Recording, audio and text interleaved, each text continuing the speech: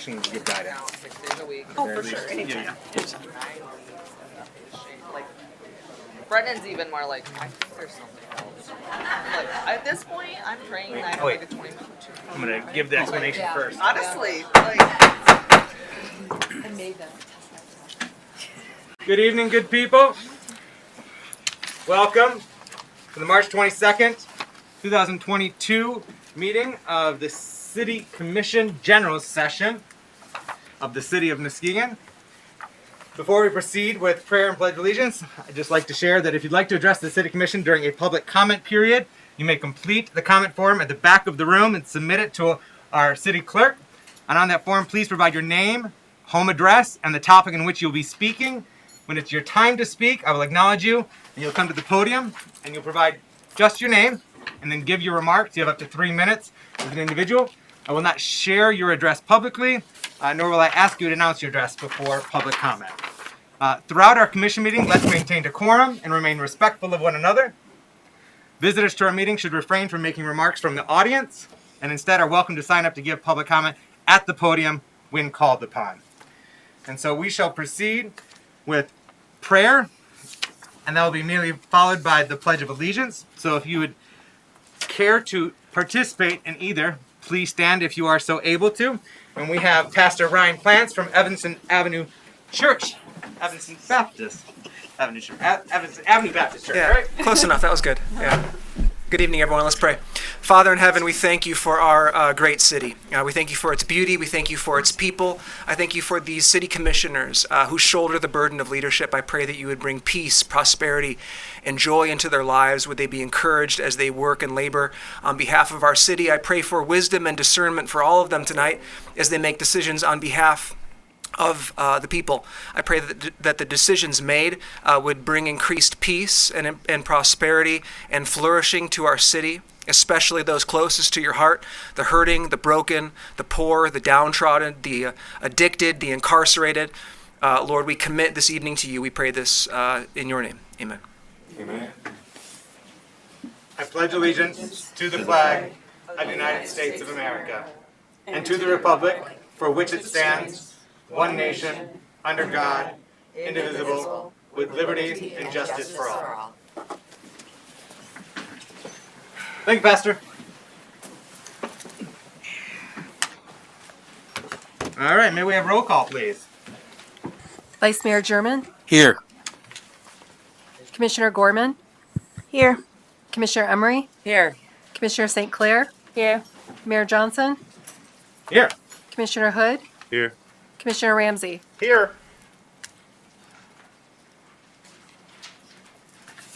Thank you.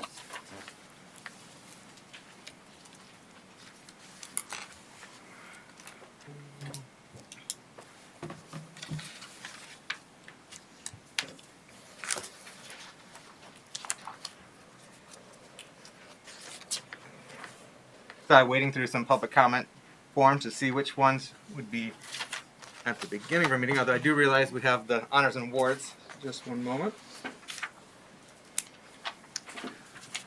So Chief, if you could come up. We're going to have the Pulaski Lodge recognition. Good evening, Mayor and Commissioners. Tonight we do have a gift that was given to us by the Pulaski Lodge. Back in January, as we're coming out of COVID, we have a lot of youth programs. Our police department is very interested in participating and also putting on a lot of youth programs. And Ryan Cummings, my community liaison officer, came to me with a letter from Mike Cameron, who's here tonight. Mike, could you please step up here? And the letter was pretty stunning because it had committed from the Pulaski Lodge, which apparently is closing in our city, to donate a large sum of money to our fishing derby, which I'm not going to take all the mayor's thunder here. I'll let him read the resolution. But I was really overwhelmed because in our budget, as we try to put things on for the city, for the youth, we always worry about funding. When I saw this, I was just floored because that means we're going to have the fishing derby here permanently in the city of Muskegon, as long as I'm around anyway, because with that donation. So, Mayor, well, first you want to do your Yeah, if that's okay. yeah, Ryan.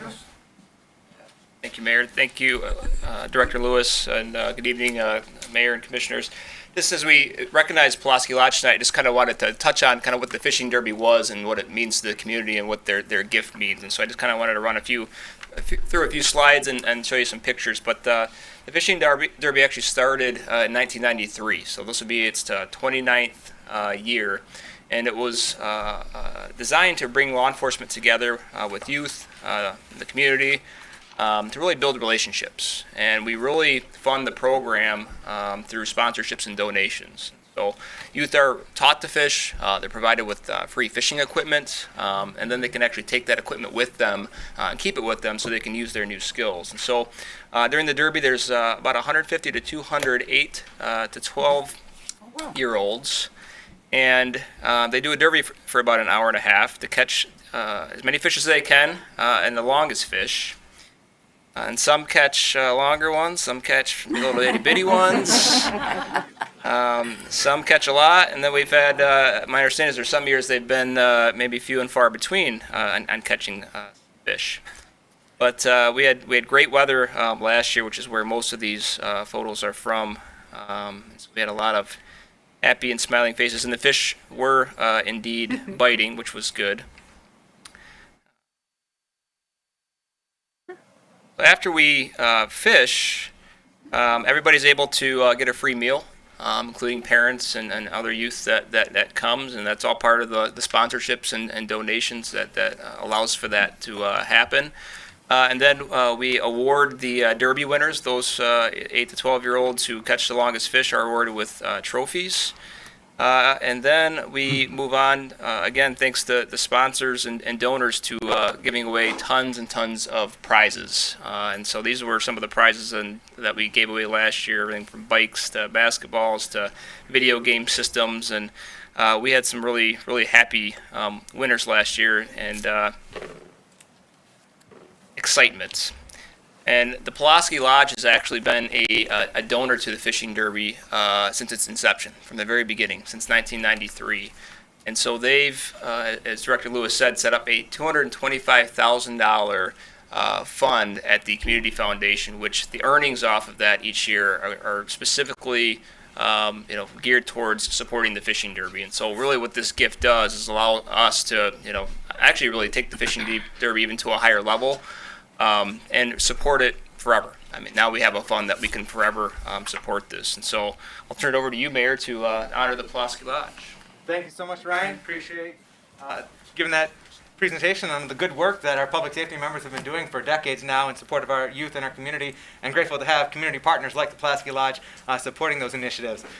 So the City of Muskegon, in recognition of the Pulaski Lodge, whereas the Pulaski Lodge, a local lodge of the Polish National Alliance of North America, was formed in Muskegon in 1935, whereas for decades the Pulaski Lodge was the largest private banquet facility in the City of Muskegon and greater Muskegon area, and whereas the Muskegon Police Department and other law enforcement partners started the annual Youth Fishing Derby in 1993, whereas each year the Youth Fishing Derby brings together law enforcement and over 175 area youth to build relationships, teach youth how to fish, and provide free fishing equipment so youth can keep using their skills. Whereas the Pulaski Lodge has been a significant financial sponsor and supporter of the Youth Fishing Derby since its inception. Sounds a little repetitive to everything that's been said. Now, whereas in order for the Youth Fishing Derby's mission and experience it brings to area youth to continue, the Pulaski Lodge has so generously donated $225,000 into a community foundation fund to specifically support the annual Youth Fishing Derby. And whereas this fund will support the Youth Fishing Derby in perpetuity and benefit thousands of area youth, now therefore be it resolved that the City Commission wishes to formally recognize and sincerely thank the Pulaski Lodge and its members for their generous and perpetual gift, support of the Muskegon Police Department, the annual Youth Fishing Derby, and the youth of our community. So grateful for Pulaski Lodge, and especially to you, Mr. Cameron, for your decades.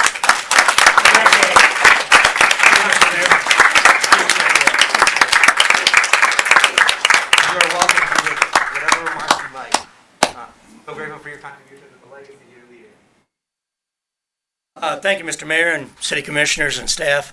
I don't really have much to add to that wonderful presentation. Pulaski is just happy that we were able to have a fund that we could set up locally to benefit the community and especially the youth.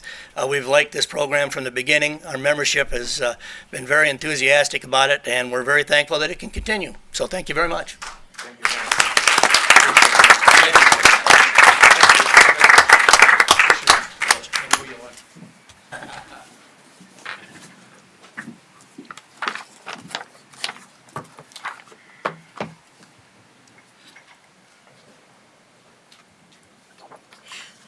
All right, we shall proceed. We have public comment on agenda items.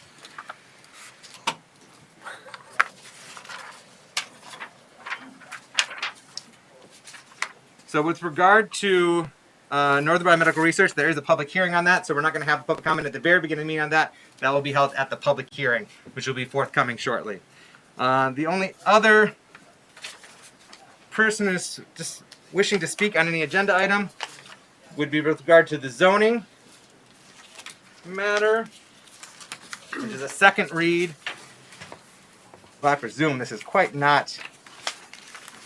Deborah Anderson, are you wishing to speak specifically on the amendment to the marijuana facilities overlay district, temporary marijuana events at 1800 Peck Street, or are you wishing to speak on the matter of just zoning and marijuana dispensaries in general? That's second. In general, okay. So that will be reserved under public comment at the end of our meeting. Thank you. All right, we do not have anybody wishing to speak on agenda items presently. So, commissioners, you had an opportunity to review our consent agenda. Are there any items on the consent that you wish to have removed for separate consideration, deliberation, and vote?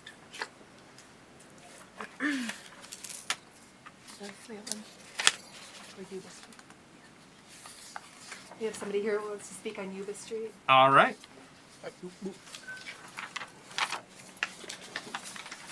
Thank you, Madam Clerk. All right, we have Maria McIntosh.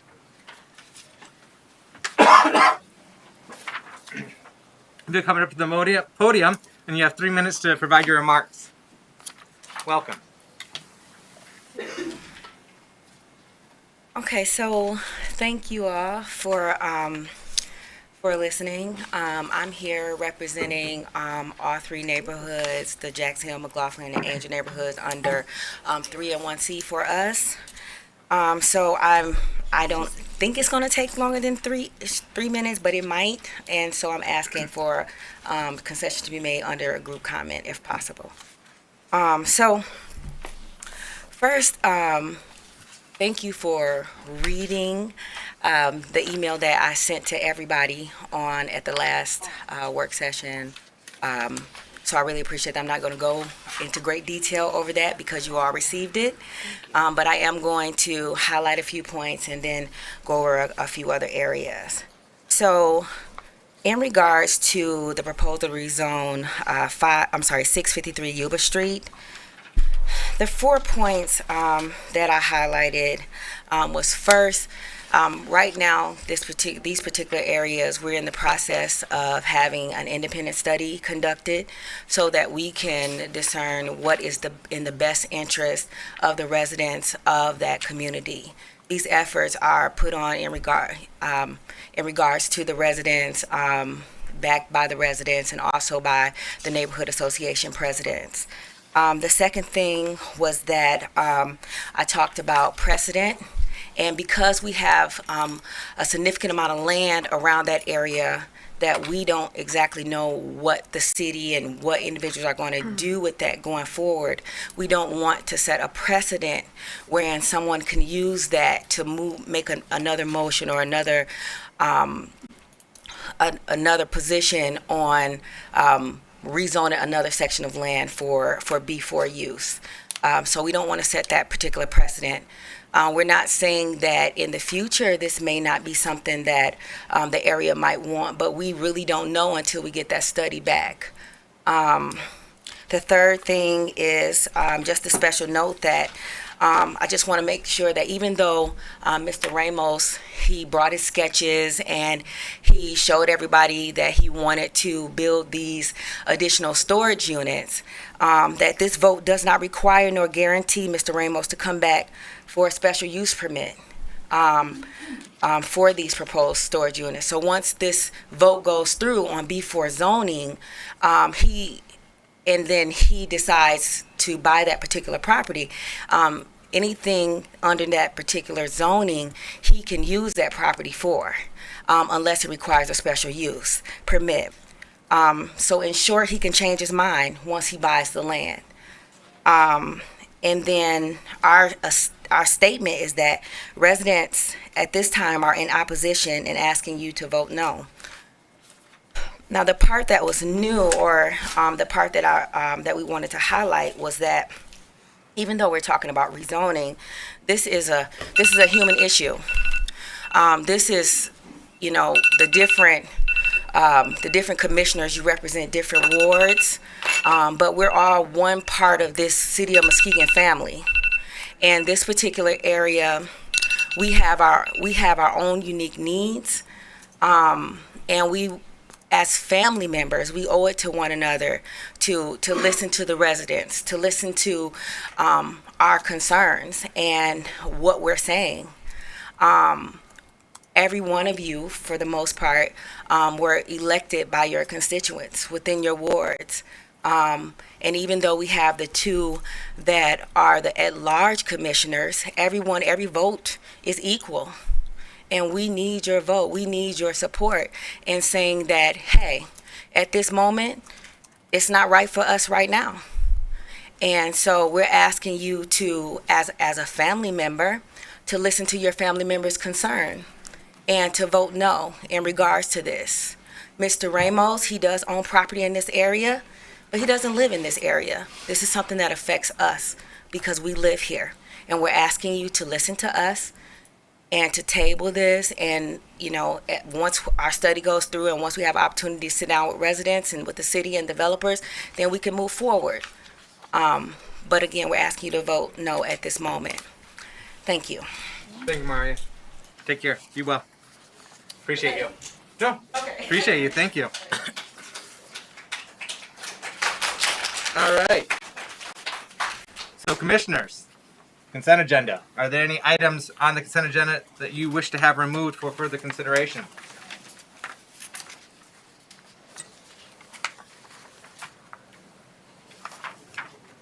If there are none, may I have a motion? Wait, sorry. Oh, no, never mind. Sorry. I'm good.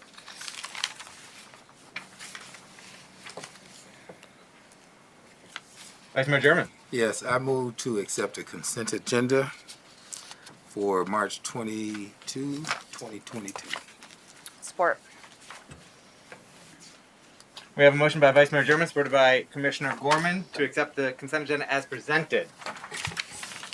Any discussion? No? All right. Madam Clerk, roll call, please. Commissioner Emery, Yes. Commissioner St. Clair, Yes. Mayor Johnson, Yes. Commissioner Hood, Yes. Commissioner Ramsey, Yes. Vice Mayor German, Yes. Commissioner Gorman. Yes. Motion passes. Thank you.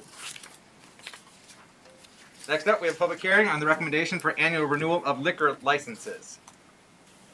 Where we have actually removed this, everyone is in compliance or working towards compliance. All right, excellent. Removed. Next up, MDNR grant applications, Public Works. We got our DPW Director, Leo Evans, reporting out. Welcome. Chief, do you mind if I close? All right. Good evening. Good evening. Here today, we are proposing to apply for 2 grants through the Michigan Department of Natural Resources and their April 1st deadline for a couple of park improvement projects. As a part of that process, we are here to kind of present the conceptual ideas, the rough overlay or the rough outline of the grant projects, and take any public comment that there is on those. That I will give just a real quick introduction of the 2 projects and then let you move into the public hearing. Excuse me. First project is at Grand Trunk Boat Launch Ramp. We're pursuing a Land and Water Conservation Fund grant for this project. We're pursuing a grant of $500,000 with a proposed match of $500,000. The work at the site would include paving of the launch ramp, expansion of the launch facilities to include room for a third dock, trailhead features to connect the water trailhead to the Lakeshore Bike Path trailhead, picnic area near the pavilion, and an accessible kayak launch at the near that northern pavilion up near the entrance to the Clipper, along with stormwater improvements and some pollinator habitat creation and improvement around the area. Again, this is a land and water conservation fund. If we decide to move forward, the grants are due on April 1st, and we would hear a preliminary recommendation about 10 months from now, whether or not these are approved, with work later in 2023 or possibly even 2024 at the earliest. So it is a couple years down the road before anything would really take shape there. The other project is at Pure Marquette Park. At Pure Marquette Park, we are proposing a $300,000 Natural Resources Trust Fund grant to construct a second restroom facility near the Kite Shack building. That's would be directly adjacent to the Kite Shack building. We're proposing to make that a similarly styled building to the Kite Shack building, just so it kind of matches the architecture and features of that area. Building would have 4 unisex restrooms and a small storage and mechanical area. This program follows a very similar timeline in that grants are due on April 1st. 10 months later to a year later, we find out if we're in the running or not, and then implementation would be in 2023 or 2024. About what I got. Excellent. Thank you, Director Evans. Before we move on to public hearing, commissioners, do you have any questions for our director? Or otherwise input at this time? No? All right. If anything comes to mind, we'll have another opportunity to quiz them or otherwise give them our feedback. But let's go on to public hearing. This is a public hearing. So if anyone has any input on these grant applications and the improvements that we're looking at implementing at Pure Marquette Park and at Grand Trunk, you are welcome to come to the podium. We do need an address though, because that is commission rule. So if you can fill this out beforehand, if you don't want to have your address be shared publicly, that'd be preferred, so we at least have that on record. Otherwise, you can go to the podium and give your name and address to speak on this item. So do we have any takers to speak on these wonderful grant opportunities? Mr. Paletti. Dr. Paletti. That's okay, I don't care, whatever I am. Thank you. I love the idea of doing something at Pure Mark at the Grand Trunk, and I would like to just add, if we could do something with having an accessible place for people that are on the lake to pull up and to go eat in the lakeside area. Like I have a little sailboat, and I had to put it up into the seaweed, into the marsh there to pull it up. They're launching all the boats there, but if we could put something on the side there that we could pull up a kayak or a little sailboat, so that we could stimulate economy in the lakeside district. That's all I wanted to say. Great feedback. Good idea. Dr. Evans, you took note? Excellent. Any others takers on, Dr. Paletti, could you, we do need to have your address. Sorry, for the city clerk. So if you would, you can just go to this. Thank you. Do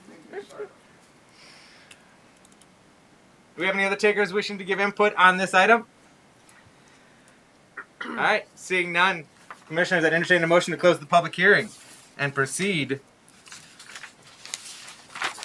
I make a motion to accept the public comment and approve the resolution of support for the National Resources Trust Fund application and the resolution of support for the Land and Water Conservation Fund application, and authorize the mayor and clerk to sign. Support.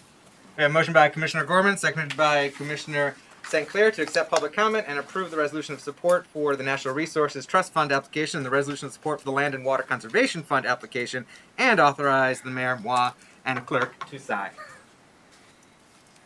Any questions or input for staff before we proceed to vote? No? All right.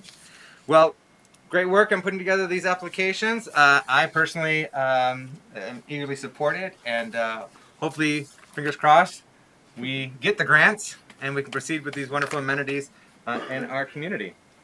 So, roll call, please.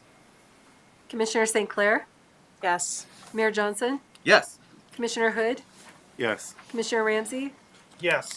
Vice Mayor German, Yes. Commissioner Gorman, Yes. Commissioner Emery. Yes. Motion passes. Thank you. Next up, we have the Commercial Rehabilitation District for 2725 Old Hoff Drive. And we have Mr. Franzik to lead out on this.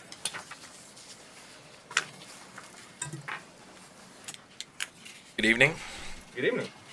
So MBR Labs will be dropping off an application here soon, requesting the commercial rehab certificate. In order to do that, we need to first establish the district.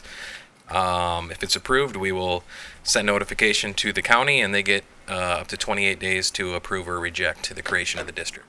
And we can hold a public hearing if it's approved to hold a public hearing regarding the certificate.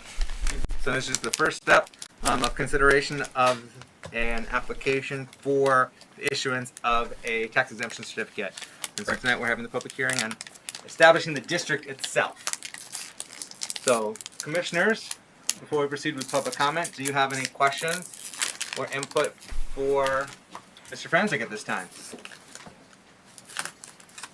Commissioner Ramsey. Yeah, I just want to clarify for all of our friends watching at home, our neighbors in the audience, and for my colleagues here that tonight we're not actually talking about NBR specifically. We're talking about the space itself at the address on Old Hoff being moved into a rehabilitation district, correct?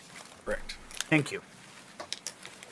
Good point, Commissioner Ramsey, because the district we are looking at creating is exceeds the property where NBR may be acquiring. Correct. There will be about 10 acres left over, so a potential another company could apply for it as well. Any other questions right now for Mr. Franzik? No? All right. We're going to proceed with public comment. We have a couple people, or two people who have signed up to speak. There's still time to sign up to speak if you want to fill out a form and give that to our clerk as part of this public hearing. First up, we have Tim Updike from Norton Shores. Welcome.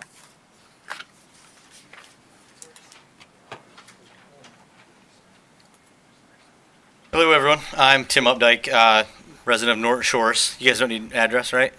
Nope, got it. Okay. As a resident of Norton Shores, there's nothing I'd like to see better than Northern Biomedical research gone, but not under the circumstances of moving to a potentially larger facility. As a real estate agent, it's my job to know what's going on in the community and pass on knowledge to my clients to help them make educated decisions and investments. The potential expansion or the moving of Northern Biomed really is hindered sales of homes already in the area. I particularly had a buyer that was looking in the area, and she actually would have been more comfortable with it being a prison than animal testing facility. It's just a big concern they have, a lot of unknown, and there are a lot of houses just around the area that have came up as a topic of conversation in the past. As a real estate agent, I spend most of my time dealing with the public, and I haven't come across anybody that supports this at all, let alone the rezoning. I don't think it's in the city's best interest. I've supported most of you guys actually in your campaigns, and I think you guys might have lost sight of your fiduciary duties as commissioner and mayor. Your job is to represent the people. As I look around personally and talk with people in the community, I don't feel as if the constituents are being fairly represented. It seems most of you guys have put personal agenda, beliefs, and opinions over the people that you truly represent. If you're in fact a huge supporter of what Northern Biomed is doing, which I'm sure some of you guys all have your own opinion, you can support them with where they're at. I don't think that giving them the opportunity to expand is really viable given this situation. In regards to the abatement or the rezoning, I do ask that everybody vote no. I don't see as commissioners you can offer any type of incentives to a multi-million-dollar company. This is a company that's on its third move in roughly a decade. A company that I believe will most likely stay as long as the abatements run out and then probably move and potentially leave the city with another abandoned property. I believe that creating more variances and special use permits and leaving behind potentially environmental contamination will eventually hurt the future of the site and disrupt the neighboring businesses. From my professional experience being in real estate, I think that the city has given Northern Biomed a pretty sweet deal on the property. I think that if it were me and I was selling it, I was in the business of making money, which I am, I would want to market it a little bit better. I could see it being on the MLS or, broadcasted with a brokerage in front of thousands, if not, tens of thousands of people. And I think there's better buyers out there for the location. At the end of the day, the weight of this falls on everybody here's shoulders. So it's really what you want your legacy to be. Is this what you want to be known for when you guys walk out the door today or future votes? Do you feel comfortable telling your friends and family what you voted for? I know, like I said, this is why I took time out of my day to be here. Although I'm not a resident of the city, it is something I'm passionate about as a board member of Pound Buddies. We've done our part, and we're continuing to do so to make sure animals get treated fairly. And this is just one that we can't stand behind. I can't personally. So once again, I just ask that you guys vote no. And thank you for your time.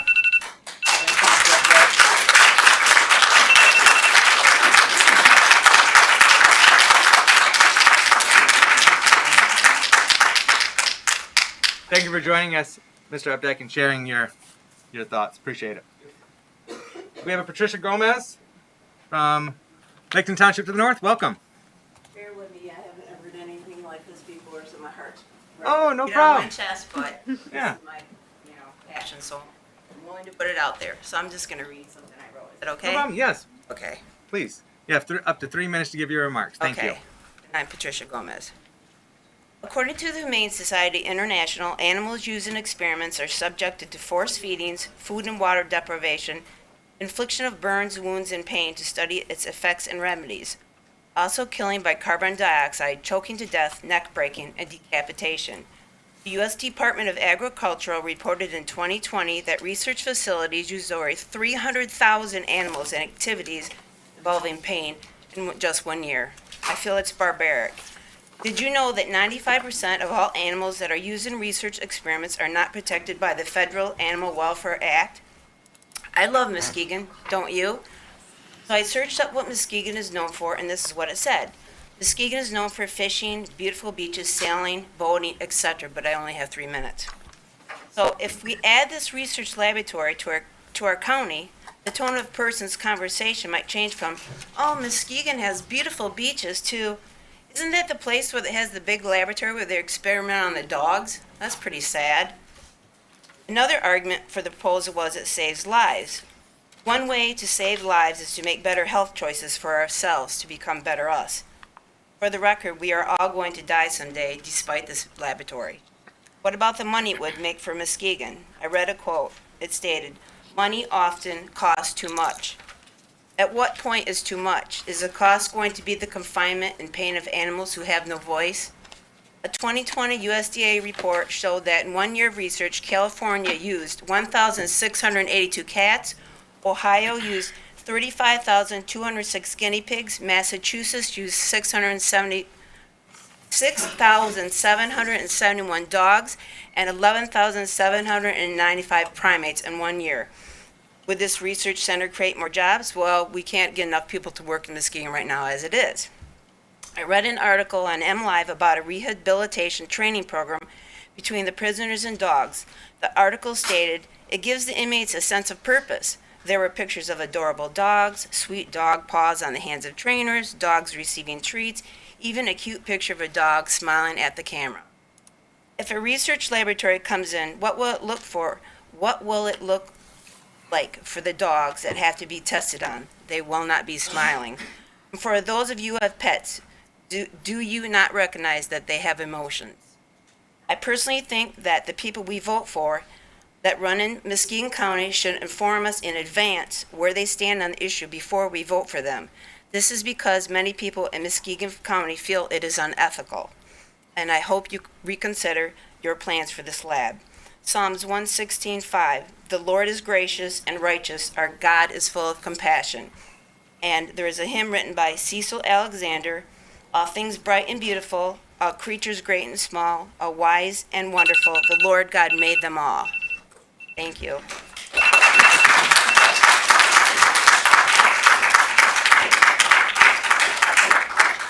Thank you, Ms. Gomez. Appreciate you joining us today. We have Tracy Powers from our Lakeside neighborhood joining us. Welcome, Tracy. You have 3 minutes to provide your remarks. If I understand the agenda correctly, the property at Old Tough Drive is being considered for a tax abatement on top of being sold for under market value for commercial real estate in the current market. So not only are they bringing in a business that is morally abhorrent to most constituents, to many constituents, I won't say most, we're giving them a deal on it. I have spoken before the commission several times advocating for another controversial business, cannabis, but we had a completely different experience. We paid over market value and were required to make substantial improvements to our buildings and our landscaping. And we have had to continue to donate as part of our licensing renewal process, and also voluntarily because we want to continue to give. We continue to give. Northern Biomedical Research will only take. They take our city's good name, our trust in our elected officials, and most of all, the lives of innocent animals. With the proliferation of new development in Muskegon, including numerous cannabis businesses that are contributing money to the city's coffers in a variety of ways, I feel that this business is not something we need. Animal testing is ineffective, unnecessary, cruel, and just plain wrong. I was and still am a strong supporter of Mayor Johnson because I believe that he will, at the end of the day, do the right thing. I am also a longtime resident of Lakeside, and although I do not know my commissioner, Teresa Embry, in reading her bio, I noticed that she is a foster for Heaven Can Wait, a cat rescue organization from which I adopted my beloved cat, Josie.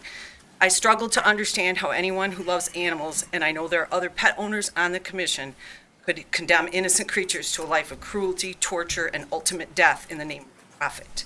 I urge the commission to reconsider and to stand up for those who cannot stand up for themselves. We do not need this blood money. We have a great thing going on in the city, and I think we should just continue on, focus on that, and leave this as in our rearview mirror as something that was just a temporary lapse of judgment.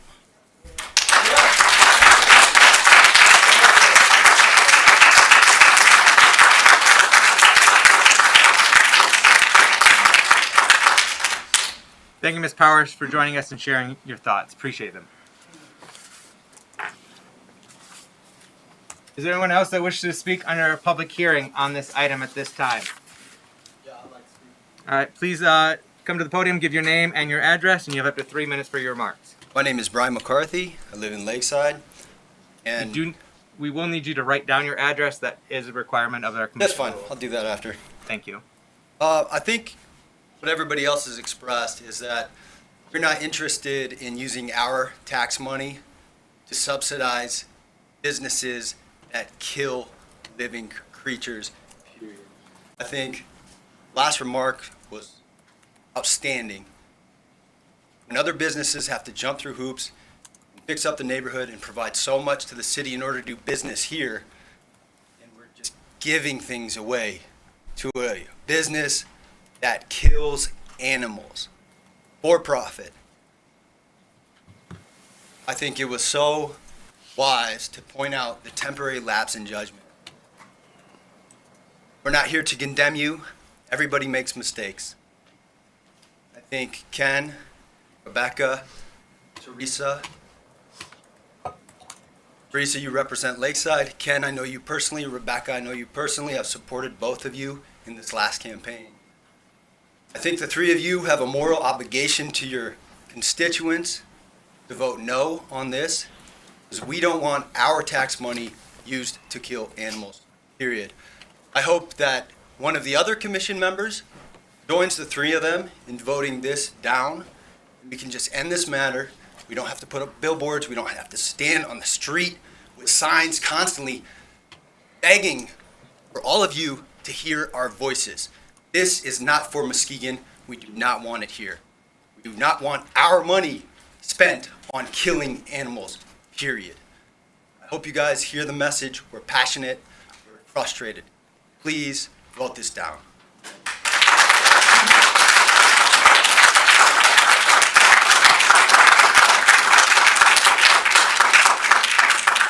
Thank you, Mr. McCarthy, for joining us from our Lakeside neighborhood. Mr. McCarthy, can you fill out a form, please? I need to have that. Thank you. Mr. Howeisen, you'd like to join and give remarks? Welcome. And if you wouldn't mind giving your name and address, you're used to this though. Michael Hawes, 903 Turner Avenue, Muskegon, Michigan. Good evening again, Mr. Mayor and Commissioners. I've already had the discussion with you personally about my thoughts on the animal testing. I'm not going to move on that because to me it's still cruel. But that's not what we're discussing tonight. We're discussing taxes, correct? So, if I'm reading this properly, you want to give tax breaks to whoever moves in there, no matter what the company is, by changing this. Why would you do that? I thought the whole argument was, oh, let's bring them in because you always argued for the police and fire department, we need the money. Then why are you cutting taxes?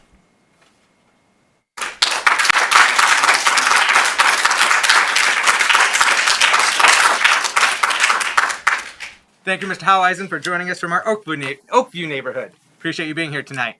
Any other members of the public wish to give remarks during our public hearing? All right. Please, Ms. Hilborn, will you give your name and address, or if you could fill out the form with your address for our city clerk. It's Hannah Hilborn. My address is 3320 Peck Street. I just had a couple of things that I wanted to add as well. The first is when you look at the timeline of where Northern Biomedical has been before, from Sherman to Ponaluna to now Althoff, it coincides pretty consistently with a 12-year abatement plan. So my concern would be abatement hopping and leaving the city without the full tax revenue at the end of their abatement time. Another concern that I had was recently the part of 1210 Ponaluna that was empty, which was nearly half of the facility there, was up for lease, and it then no longer was for lease. So we contacted the realtors, and NBR had taken off the rest of the lease. I don't know if that's for storage for the new facility or whatnot, but they would have space there if they needed to expand in Norton Shores. That showed to me that they didn't need to move because they were able to take on the lease where they already are. So that was just kind of concerning to me. Honestly, I think, and also the FDA Modernization Act of 2021 started moving in Congress last week. So that was just kind of another update for as far as sustainability goes. So, thank you.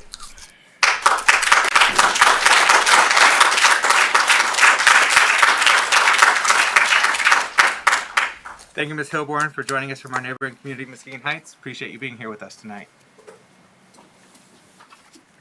Dr. Belletti! Welcome back. We already have your address on record. 404 Thompson Avenue. I think, we talked about having better manners as a species, being nicer to the animals. But the thing I think about is our city. We want to grow the city. We're building all these new properties. We're putting in new subdivisions. And a lot of them are big money subdivisions. They're like $300,000 or $400,000 homes and stuff. And I just think that we're sending a mixed message, because usually you think of something like animal testing being out in the boondocks somewhere where nobody really wants to be. And I think we have a problem with our marketing. We have to be mindful of that. We're counting on all these real estate ideas to come to fruition to get a bigger tax base, so we're told. So I just think that along with all these other great arguments and comments, we need to vote no. Thank you.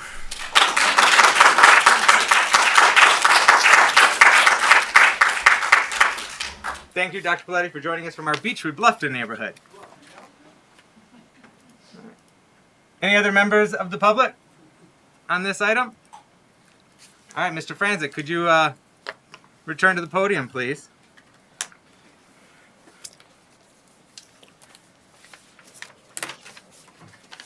So could you provide some clarity? We heard mention of mention of rezoning and special land use and whatnot. Could you clarify? The item before us is establishing a tax or commercial rehabilitation district, which could allow subsequently for the issuance of tax exemption certificate under that PA 10, Public Act 210, I believe.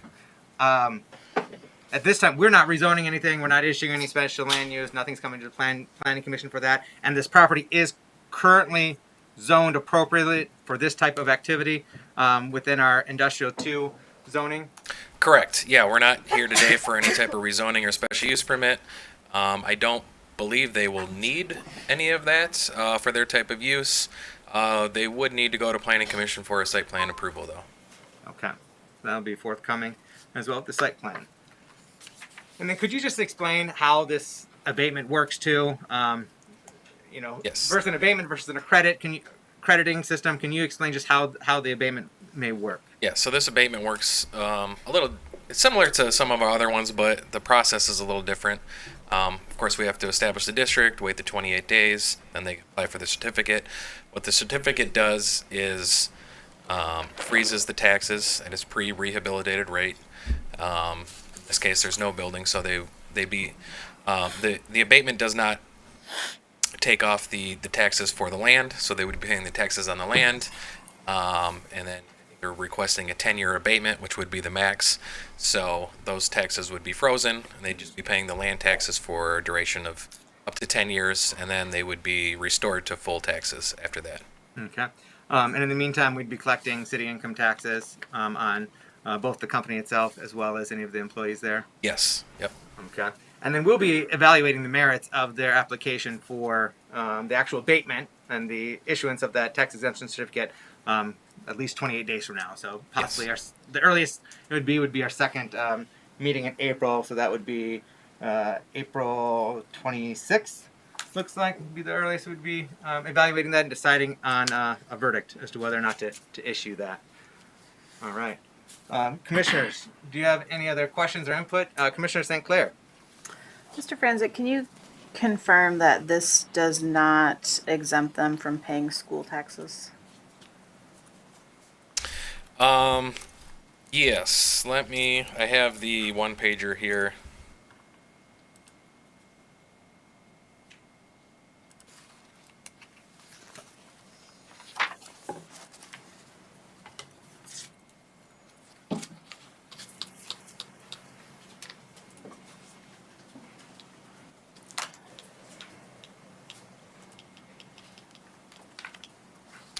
Commercial rehabilitation tax freezes the taxable value of the building and exempts the new investment from local taxes. The school operating tax and the state education tax are still levied on the new investment. Land and personal property cannot be abated under this act. So they would be paying the full taxable amount for the schools. To support our the full value to the school. Okay. And that is Orchard View? This would be, I think it's 61010, isn't it? Actually, going that far east, it could be Orchard View. That's my understanding. Because I think the Port City Industrial Park is split half and half. Possibly. It's in the email. He knows for sure. Yes. Orchard View, right? Yes, it's an email I shared that does confirm that it's Orchard View. I believe it's Orchard View because it's so Public School far District. east that half of the park is Orchard View. Correct. Yeah, that property so far, you say, yeah, it's included in the Orchard View Public School District. Thank you. Vice Mayor German. Yes, thank you, Mayor. Mr. Franzik, going back to the tax abatement, and I know we've done this several times with other developers. Is it necessary to and how do we get to the point where they're asking for a 10-year abatement for this development? So it's really regarded, the reason they're doing so is they're working with the state and the state incentives that we are required to also chip in on an incentive package. But a level of this type of investment for this much is probably going to warrant the 10-year. I mean, regardless of what the company does, this amount of investment. Now, we have to meet with our tax abatement policy group to make sure we can award them that 10 years. We don't exactly know that at this time, but just looking at the investment amount, it probably will qualify for our 10 years. Okay.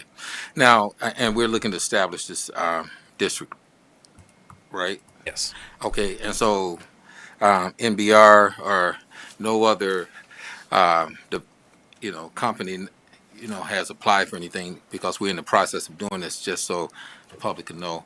But I guess my question would be, could there be stipulations or restrictions that will allow them to fulfill their commitments in these agreements to receive these abatements? Saying that maybe, just hypothetically,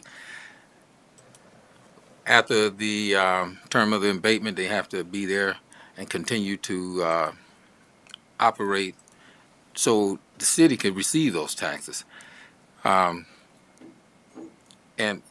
just thinking back how we've all so many times have voted to give these tax incentives to other businesses at a time when businesses was coming to Muskegon, and we had to do that to get them here. But now that we are somewhat established, the city is robust, like the downtown, the momentum's going.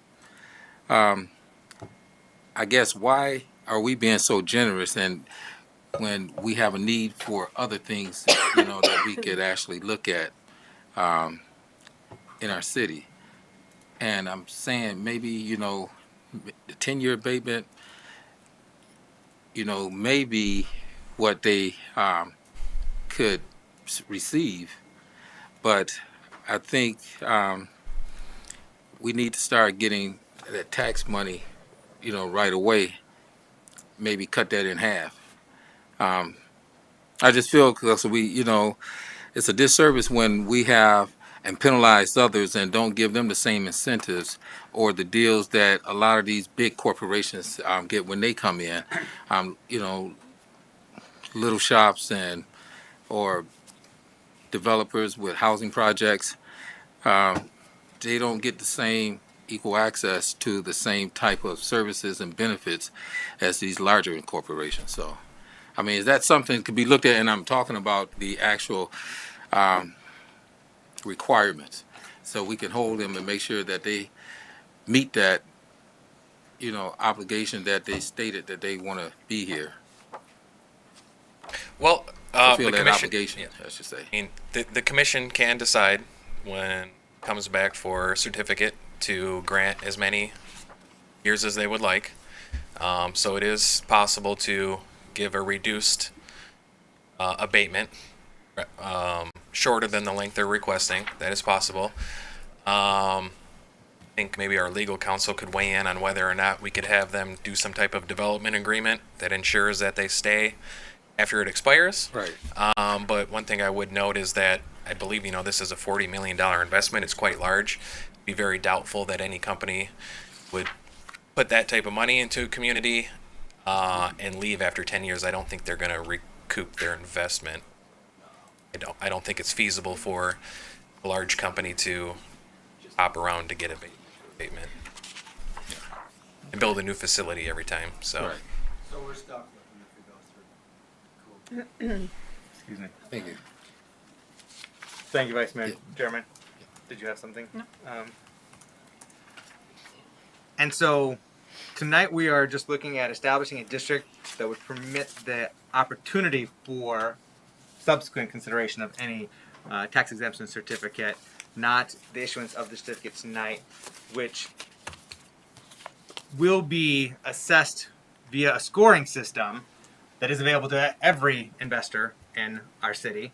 We have a policy that has been created by staff in years past that has come to the commission for deliberation and adoption, and that policy establishes criteria in which investments in our community are scored, and to determine whether or not they qualify for an abatement and the duration of the abatement that they may qualify for.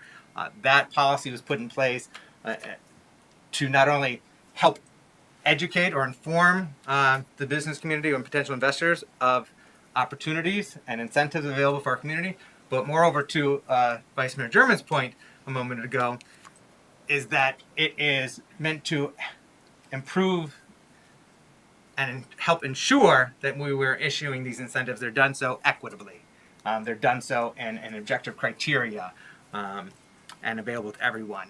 There is, and I take to heart comments from the public earlier about cannabis operations, that in years past, no incentives were made available at that time. Part of the explanation previously was that because it was still illegal federally, that we had issues with trying to give incentives. Hopefully that resolves itself, because I believe that cannabis industry, which is legal in the state of Michigan and permitted in the city of Muskegon, should be treated fairly and equally to all other businesses and investments in our city. And so that's something that I would hope that we can rectify in the future. But I certainly take to the heart in terms of the inequity in the approaches to incentives for the cannabis industry. Commissioners, do you have any other questions or input with regard to the establishment of this commercial rehabilitation district?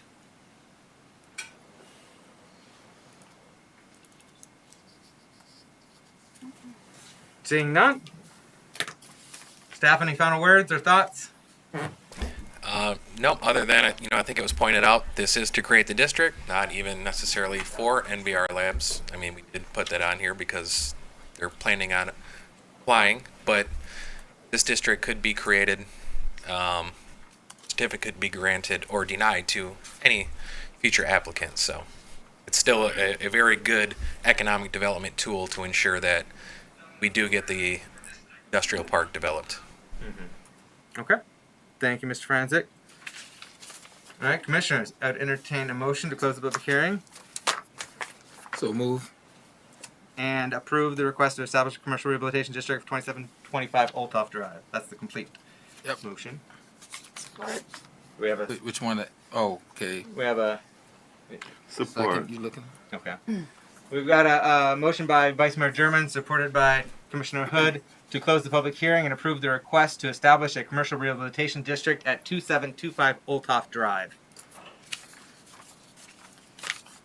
We're going to proceed to roll call unless there's been any last minute thoughts or questions that have popped up. No? All right. Roll call, Madam Clerk. Mayor Johnson, Yes? Commissioner Hood, Yes. Commissioner Ramsey, Yes. Vice Mayor German, Yes. Commissioner Gorman, Yes. Commissioner Emery, Yes. Commissioner St. Clair. Yes. Motion passes. Thank you, Madam Clerk. Next up, we have unfinished business. We got to report out on our summer concert series, Social Sandbox, being pursued by the Lakeshore Legacy Project. Director Ekholm, you're going to report out on this? Sure. Good evening, Mayor and Commissioners. So I did mention at the last meeting we were unclear and unsure, given the fact that this summer concert series is proposed on a private lot, which is downtown, the Social Sandbox, which was open to the public last year, but is on private property. We were unsure if we would be able to accommodate the organizer of this concert series request for matching funds for the fundraising for the concerts. And so we did some research. We got an opinion from legal counsel on a couple different fund options that we thought could be viable. It turned out, as we suspected, they were not. And since the last meeting, there's been a couple of developments. So there was the owners of the lot, the Downtown Muskegon Development Corporation, had petitioned the Planning Commission to allow them to construct a large stage installation, a permanent stage installation on the lot at the corner of 2nd and Western, which included primarily concrete construction and a second-story balcony, as well as some shipping container, AV equipment storage, and things of that nature. And it unanimously failed at the Planning Commission. It would have been a departure from the zoning, and so they had to effectively ask for the Planning Commission to consider an exemption to the zoning and what the letter of the law is there. So that failed in the meantime, between our last two meetings, and that has sent the concert organizer kind of back to the drawing board. I did speak with him yesterday just to make sure I had the most current information. He still is intending to hold those events on site.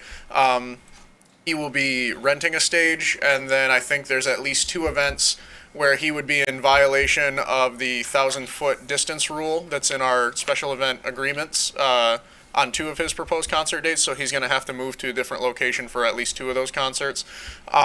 He is still asking for the city's assistance. He's been very gracious and understands that, we cannot contribute financially to private property events, private events on private property, whether they're open to the public or not. I'm still working with him, but at this time I would recommend a motion to table the consideration for financial assistance until such time as staff returns it to the commission with a recommendation. Commissioners, what's your pleasure?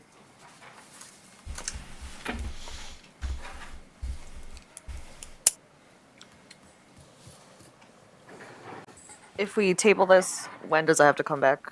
I mean, You can choose a date if you'd like, or you can leave it indefinite. Okay. But I think, legal counsel, do you have an opinion whether it's preferable that we give an exact date or until such time as staff? Yeah, dates are a lot cleaner, but Either way, It's your dates are option. cleaner, but both are permissible. Okay.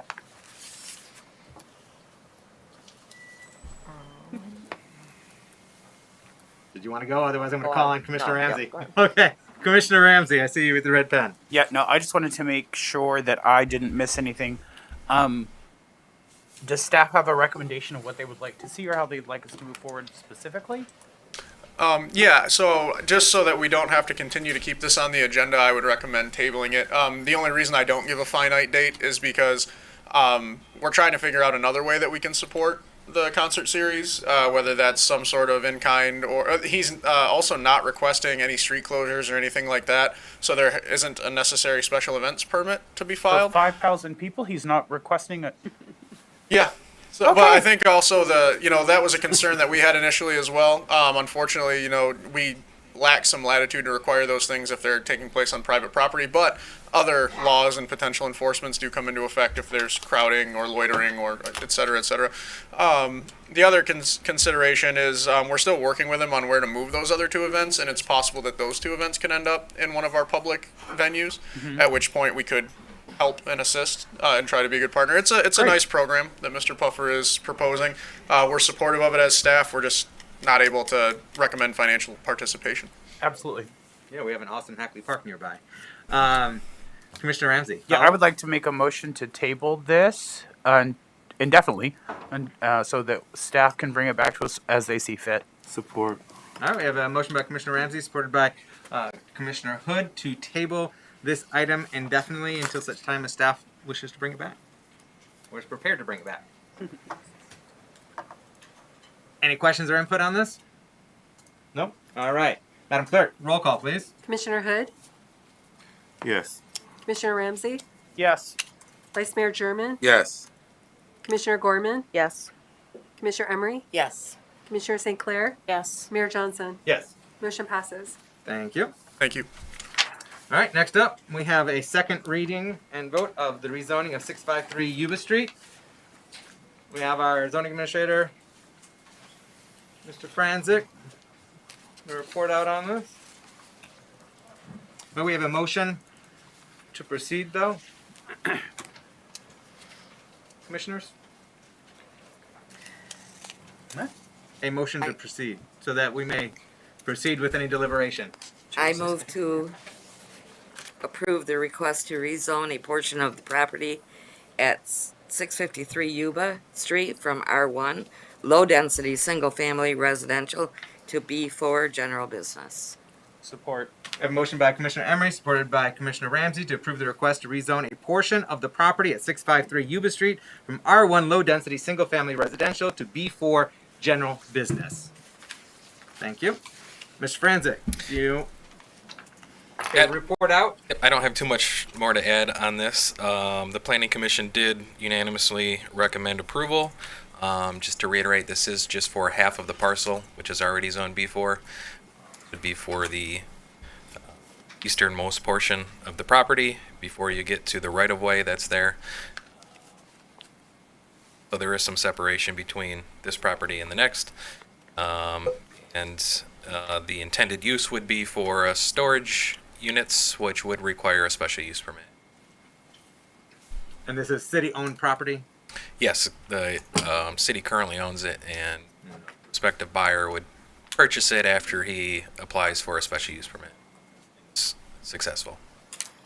Do you need to buy it first, legal counsel? No. How can you apply for a special use permit for property you don't own?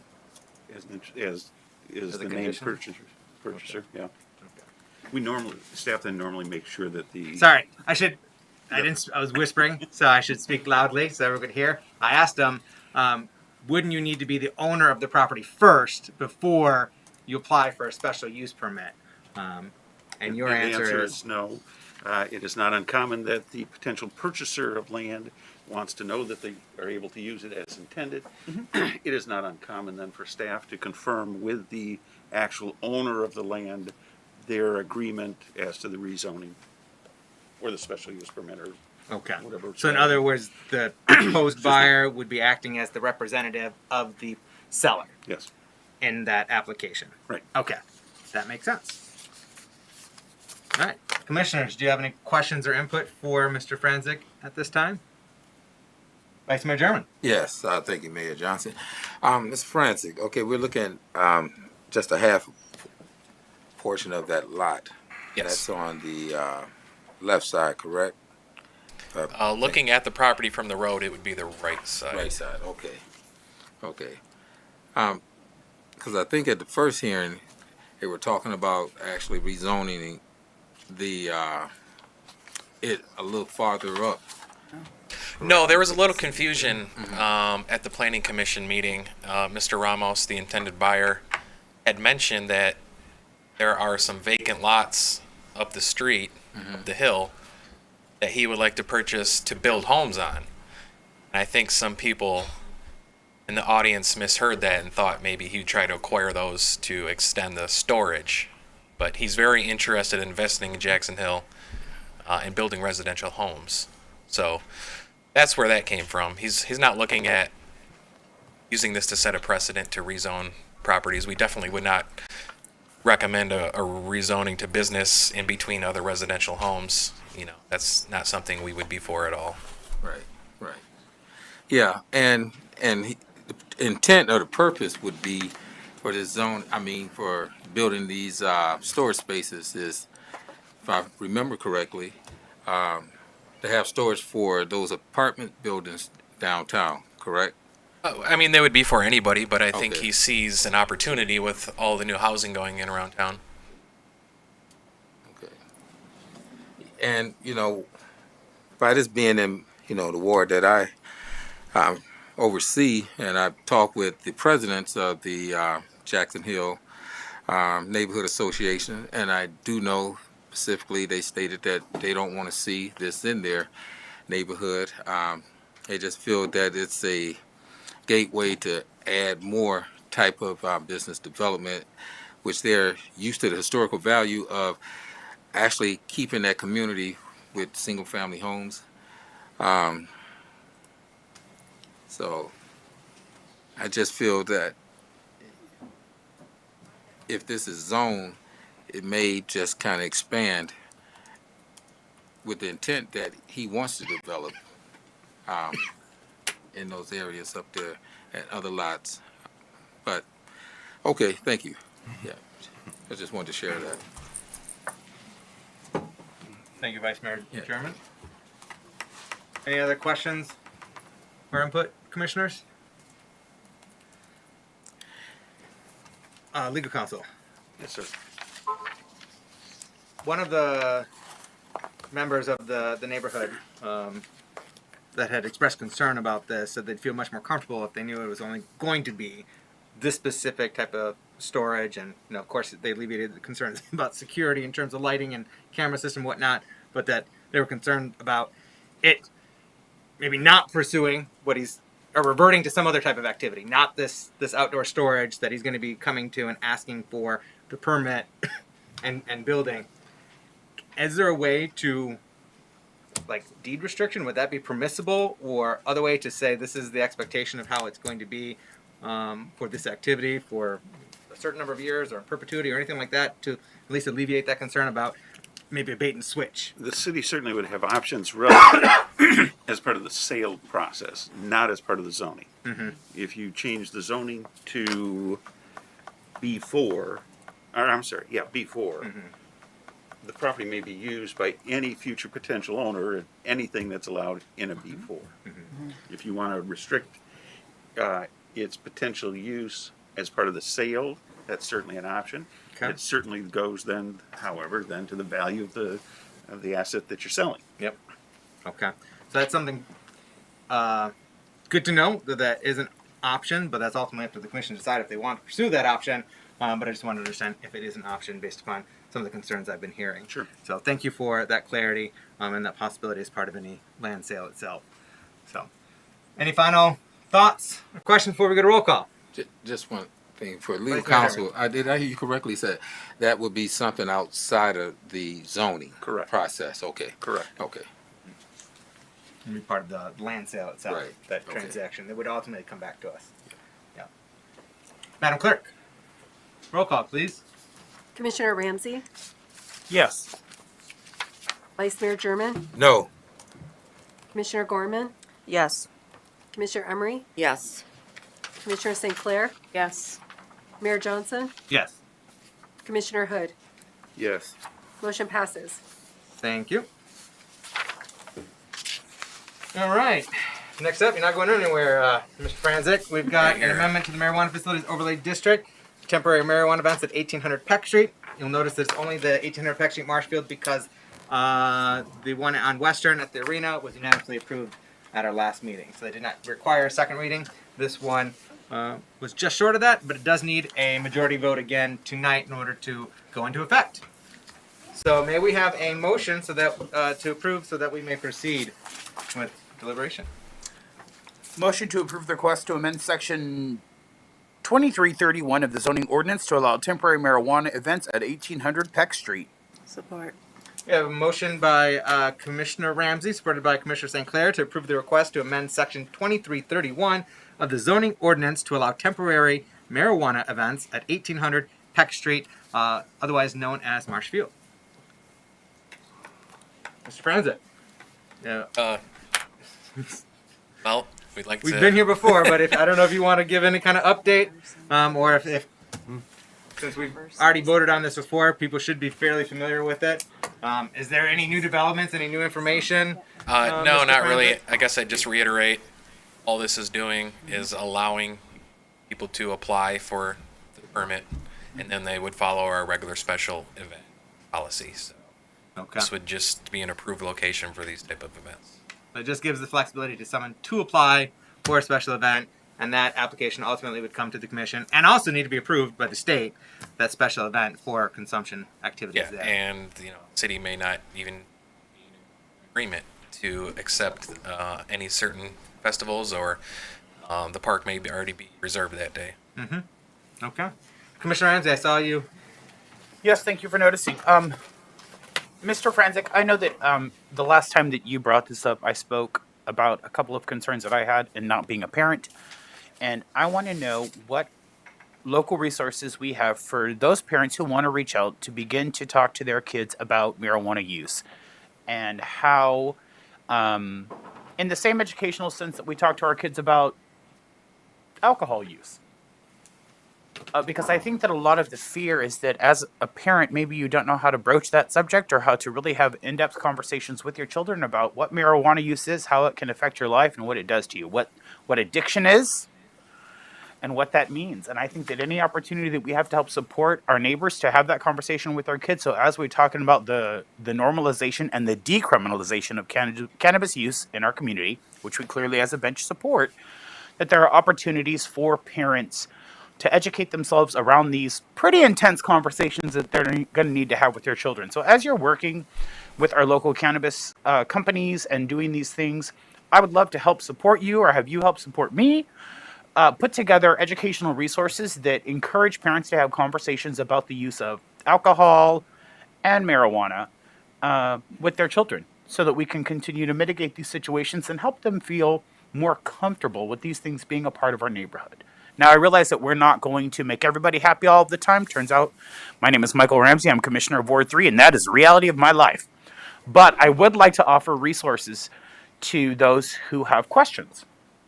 So whatever we can do, just reach out to me and let me know how I can help. Yeah, in fact, I'll be back here in the next month or so at a work session, and we're going to talk about how we want to spend this year's allotment from the excise taxes, and we talked about changing up the percentages of the funding or the programs, and also deciding how we want to spend that money. Right now we have about a third of it almost dedicated to education and outreach. This year we went with billboards and the locked bags. Yep, which is amazing. Yep, and I think Vice Mayor German, I believe, brought it up about having some type of presentation or an outreach using that funding. And I like where you're coming from with that idea. Maybe there's a pamphlet we could put together, some resources we can guide parents to help have those conversations and not just have them to rely on a billboard. Yes. I think in-depth conversations are probably the better way to go. So I think we can all sit down and figure that out probably in the next month or two. Awesome. Great. Thank you for putting on that cap and beginning to think about it. I have nothing else. Thank you, Commissioner Ramsey. Commissioner St. Clair. Thank you. I also had a conversation about social inequities surrounding marijuana usage and the criminal justice system, with the idea that we could encourage these consumption events to also host expungement clinics as part of their process, because so many people are sitting in jail and prison on drug charges that are no longer illegal, or have, long-term records because of things that they did that aren't illegal anymore. I have heard some feedback regarding that several times, so it's just something to put out there. Maybe that's something that as a city we can use some of that money, or that we can just encourage the industry to maybe bring that to the table at the same time. Sure. I love that idea of potentially making resources available at the special event or the consumption event to connect people with those resources, whether it's right there on site or directing them to those resources. I think that's a great idea. And as part of our current, and this predated your tenure on our commission, but part of our current social equity program, we do have some dollars set aside for expungements. And, Perfect. Something that's still forthcoming. Mr. Franzik is interested in that, and we've got quite a few number of partners throughout our community that are interested. So stay tuned on the expungement front. Thank you. Commissioners, any other questions or input at this time? No? Oh, Just one. Vice Mayor German. Yeah, thank you, Mayor. Ms. Franzik, due to the last reading, we talked about some of the concerns of launching this event at Marshfield with children actually being exposed to this. And were in the ideals considered on how we're going to actually structure this and timelines, for this time, a designated area for children to just stay in during the process of this event.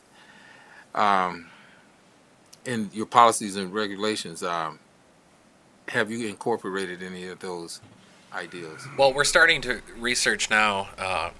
Jackie in the department who oversees the special event policies, she's already starting to do a lot of the research on what's actually required. She knows from the Liquor Control Commission that she explained to me, when you're having alcohol consumption, you're not even supposed to be able to see it from the outside. We're kind of expecting that's probably going to be the case with the marijuana events. So I think for now we're looking into different ways, especially at the arena, to where you might have to have curtains blocking rad dads or any public people being able to see what's going on at the convention. So I think we're anticipating that we're going to have some type of screening to keep that park not visible to what's going on inside. But the commission may want to consider going even further, closing the park down for that couple hours, especially if it's going to be at night anyways. But we do have options to where we can either screen it and keep them there. Odor could be an issue. Right. And just looking at the safety of the youth,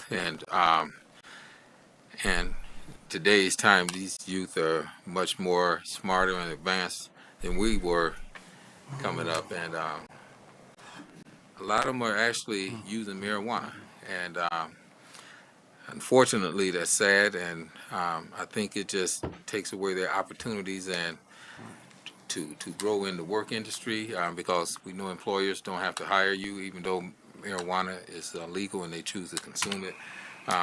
But I like the piece with Commissioner Ramsey when he talked about the education piece, and also Commissioner St. Clair, what she stated. So, yeah, it's greatly respected. Thank you. Thank you, Vice Mayor German. Commissioner Hood. I'm still against it. At Marshfield, because you got Kitty Park there. I mean, it's a park that kids go use, families go walking. I mean, we already said the Walker Arena, so I don't have a problem with that. But at one of our parks, no. That's it. Thank you, Commissioner Hood. Any other additional comments or questions at this time? Seeing none, roll call, Madam Clerk. Vice Mayor German, Yes. Commissioner Gorman, No. Commissioner Emery, No. Commissioner St. Clair. Yes. Mayor Johnson, Yes. Commissioner Hood, No. Commissioner Ramsey. Yes. Motion passes. Thank you, Madam Clerk. All right. Seeing no new business, we have any other business? Just wanted to revisit a topic, well, sort of revisit a topic, and try to get sense and input from the commission on how to proceed on a matter. This pertains to the hiring process for our public safety director, as well as hiring for our permanent hire for a city manager.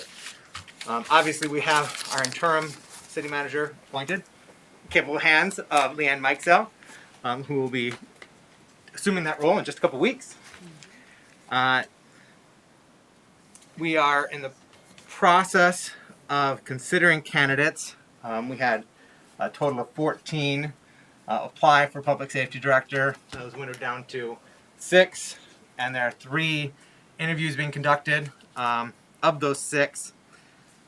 And it had been articulated very well by our current city manager not too long ago that it is the domain or the authority of the city manager to hire a public safety director. And that got me thinking that given the timeline where we have a vacancy in that position of public safety and we have the vacancy in the position of city manager, that would it not be sensible to have the next city manager who we hire be that person to actually hire our public safety director. Those two positions work very closely together, and it's a very important dynamic for our community. And so what I'm asking for input on is whether we should proceed at our April work session with reviewing an RFP, which is the process that was done 9 years ago when we were looking at hiring a city manager. We evaluated a request for proposal, issued that for a firm, to hire a firm to do a nationwide executive search, and then we continue that process of evaluating the candidates, scoring them, vetting them, winnowing it down, having the public engagement, the interviews and whatnot, but pursuing that process of hiring our city manager and then hiring a permanent public safety director, or it gives us the time in the intervening months to consider how exactly do we want to have public safety structured. There's been some conversations that I've heard from commissioners and the community as to having a dedicated police chief and a dedicated fire chief versus a public safety director overseeing both of those. I've also heard some talk of potentially moving inspections from public safety into a different division at City Hall. And so given the job requirements right now for the hiring of public safety director, it is the expectation that they will be overseeing inspections. And so this gives us the latitude and time to carefully consider whether we want to have a public safety division in its current form and hiring a leader and having the city manager hire that leader through the process, established by our Civil Service Commission, or making adjustments to that and then hiring those positions. So, commissioners, I'd like to hear your input on this matter, as well as any questions that you may have on this matter. Mr. Mayor, might I jump in for a second? The commission's being asked to do two very different things. One is relating to your appointment. What's the process that you want to use for the selection of the next permanent city manager? The other, though, frankly, is within the purview of the city manager, which was be Mr. Peterson until March 30 or April 1st, and then Ms. Mikesel after April 1st. Now, I don't know how fast they're moving, etc. In either event, I mean, if any of you want to privately give to Mr. Peterson and Ms. Mikesel your suggestions, your thoughts, etc., that's fine. But it's completely within each of their respective purviews to make the decision, what do they want to do? And that would be equally true whether we're talking about a director of public safety, a police chief, or a fire chief. That is completely within their purview. That is not within the city commission's purview. And so I'm wondering if you're better to deal with the two as separate items. And you certainly can take action relative to the city manager selection process. But I think it's inappropriate that the commission as a body try and direct your subordinate how they are going to do their job. Correct. It is entirely in their purview, but we as the commission may give our input, and we may choose to do so publicly rather than privately if you want to, if we so but not wish. as a public so that body. It's a transparent process. We may give guidance on what our preference would be with regard to that, as well as with the hiring of the city manager, and kind of our preference for the sequence of events. But ultimately, it is in the purview of our current city manager, whom I hope does not select one of those candidates before April 1st, and ultimately, after April 1st, it would be at the leadership of our interim city manager onto the hiring process as to a public safety director. But I do seek input on the commission as to requesting that the RFP be brought to our April 11th work session, and any input or guidance you may wish to give as to the sequence of events with the hiring process for our public safety director, the very important role of our public safety director. Okay, Commissioner Hood. I got a little confused here. Because for one, the council was giving us advice, and then you kind of ran over what he was saying. So I couldn't finish understanding or hearing what council has said about as a public body. I would recommend that the public body not take action relative to the selection of the police chief, fire chief, director of public safety. That is completely within the purview of the city manager. It is not within your purview. Okay. Is the structure of that organization within the purview of the commission? Certainly. And then the city manager would decide what person is going to be in those respective jobs. Yep. Again, not before you. Correct. 3 separate issues then. Yes. And my bringing this up and my suggestion for the delay is to give us time to give careful consideration as to the composition of public safety, so that then the manager may execute according to the wishes of the commission going forward for the composition of public safety. Does that make sense? I understand the argument. Okay. I just want to make sure that we're understanding what I'm saying. Okay. Thank you. Commissioner Ramsey. Yes, I am also a little confused. There's something new there, though, right? So we're talking about the appointment of our city manager and the process there.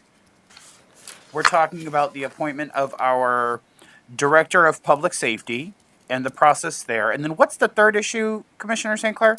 Whether we want to have a director of public safety or if we want to have a police chief and a fire chief. Right, that is an is amazing under the point. purview of the commission.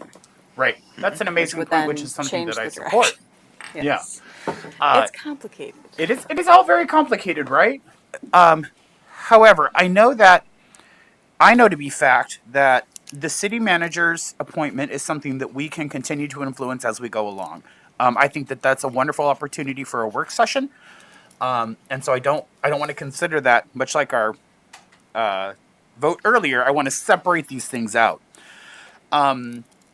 The organizational makeup of our Department of Public Safety versus a deputy of fire and a deputy of police, that is something I support. I think that it is very necessary for both of those entities to have equaled representation when they're coming to us to ask for things, and so I think that is super important. It also makes our community, namely the employees of both of those branches, feel like they are supported and that they can speak freely and still be advocated for. The issue that I have with this is that I think that we are not in a place to act on that thought for me, even though I'm the one who supports that 100%, and I want that. I don't think that we're in a place to start to talk about that now. That feels like the cart before the horse, as we're not in a place, as we haven't done any work before it, and it hasn't even really been spoken about in detail until tonight. So what I want to know is, I would like to know specifically about the appointment of the Director of Public Safety, is what we're talking about right now, and how we're trying to extend that out to talk about it at our work session. But I want to know how the commission feels, and then I would like to hear specifically from our current city manager about the experience that both he and our current Director of Public Safety have and bring to the table when we're talking about identifying these cabinets. These positions, and what that's a huge resource for us. And so I want to know that what A, Frank feels about this, and B, why we would wait and not utilize the expertise that sit with those two individuals. And let's also be super honest. Maybe, the 1st of April or the 30th of April is not that far off. So I think that even if we can help, if they're a part of the selection process that narrows down the team, maybe there's 50 applications and we need to narrow it. I don't know. But I'm not a fan of putting their expertise on the back burner and waiting just to wait. Thank you, Commissioner Ramsey. To clarify, I'm not asking for any discussion about the Public Safety Director hiring at our work session. I'm only asking about the RFP for hiring of our city manager at the work session. Okay. And my suggestion was whether or not to give guidance or input on pausing the hiring process for Public Safety Director so that we may have that intentional and careful conversation that you're just talking about, whether or not to hire a fire chief and police chief. Right. Because it seems like, talk about cart before the horse, why would we hire a Public Safety Director only to undo it and then hire a police chief and a fire chief subsequently? So at least this gives us the flexibility in the room to have that conversation. And I know that is a conversation that you had expressed to me previously of wanting to have. Yes. And so 100%. That's one of the reasons why I'm bringing this up now, because I've heard similar sentiments from others as to this process. And so that's why I wanted to bring it to the commission. This isn't something that, I can act on unilaterally, and nor can the commission say yay or nay on a public safety hire. However, we do have responsibility for the composition of public safety and city hall operations, as well as the funding thereof. And so there's a lot to consider and digest in that regard, and that's what I was just saying, potentially give us that room to have those intentional conversations. But you did say you wanted to hear from our current city manager. Before we do that, did you have a follow-up? Yeah, I did have a follow-up. I want to shine a light on and celebrate what you just said about the changing of the makeup. But again, I also want to note that let's have this conversation with our current city manager and our current director of public safety. So as they're looking at these candidates, it's something that they're looking at, that they're using a filter or a lens or a filter lens. What are the other buzzwords, Commissioner St. Clair, that talk about these things that we do at work, right? Prisms. So that as they are looking and interviewing these candidates, they are also keeping that in the back of their mind about how they might fit in a new makeup. Because let's be honest, us reorganizing that system is not going to be a one conversation and done situation. It's going to take months. So I would like to still encourage us to lean upon the expertise out of these two gentlemen. with the caveat that we need to be thinking about this position possibly looking different and how they can use that understanding in their hiring process. Frank, can we have Frank come up now? Yes, Leanne. Yes. Ms. Mike's up. Proper title here. Okay. I just had a question because it sounded like there were like mutually exclusive options that maybe aren't. So there was a statement that we could either have a public safety director or we could have a police chief and a fire chief. I don't know that that's true. I think that there's an option where you could have a police chief, a fire chief, and a public safety director. And incidentally, that is the option that sorry, someone told me I talked too close to the microphone for those at home, so I apologize. That is incidentally the option that I presented to our mayor when we had this conversation, is that I would love to see advocacy on both sides, and then someone who comes as the director of public safety, much like we have many directors in city staff offices now, that understands the business aspect, the financial aspects, and then how we can better serve both of those, but they have advocacy in their own arenas. So I agree with you. I don't see them as mutually exclusive, but I do think that they are not going to be something that we work out in any sort of short timeline. Oh, certainly not traditionally and historically, things don't prove to go that way for us, eh? Yes. But we have a plethora of options. Yes. Yeah. A buffet of options is what we call it. And even more. So I would love to hear from the city manager about the process and what he's doing, and enlighten him onto how there might be some opportunities to shove another prison into his I want to kaleidoscope. hear from legal counsel to make sure we can have that conversation right now before we ask the city manager to come up here. The conversation about This conversation, you asked for clarification if we should be having it. We did not hear a direct yes from council, so I want to know that we are good to proceed with this conversation. Certainly can have the conversation, you certainly can listen, etc. And what you can't do is a motion, a vote to do anything what to relating to Okay, thank you. the city manager's authority. Commissioner. Yeah, I just wanted to say, Bring up Mr. Peterson. I was here when we had a police chief and a fire chief. And I was here when the discussion started about public safety. And this discussion went on for quite some time.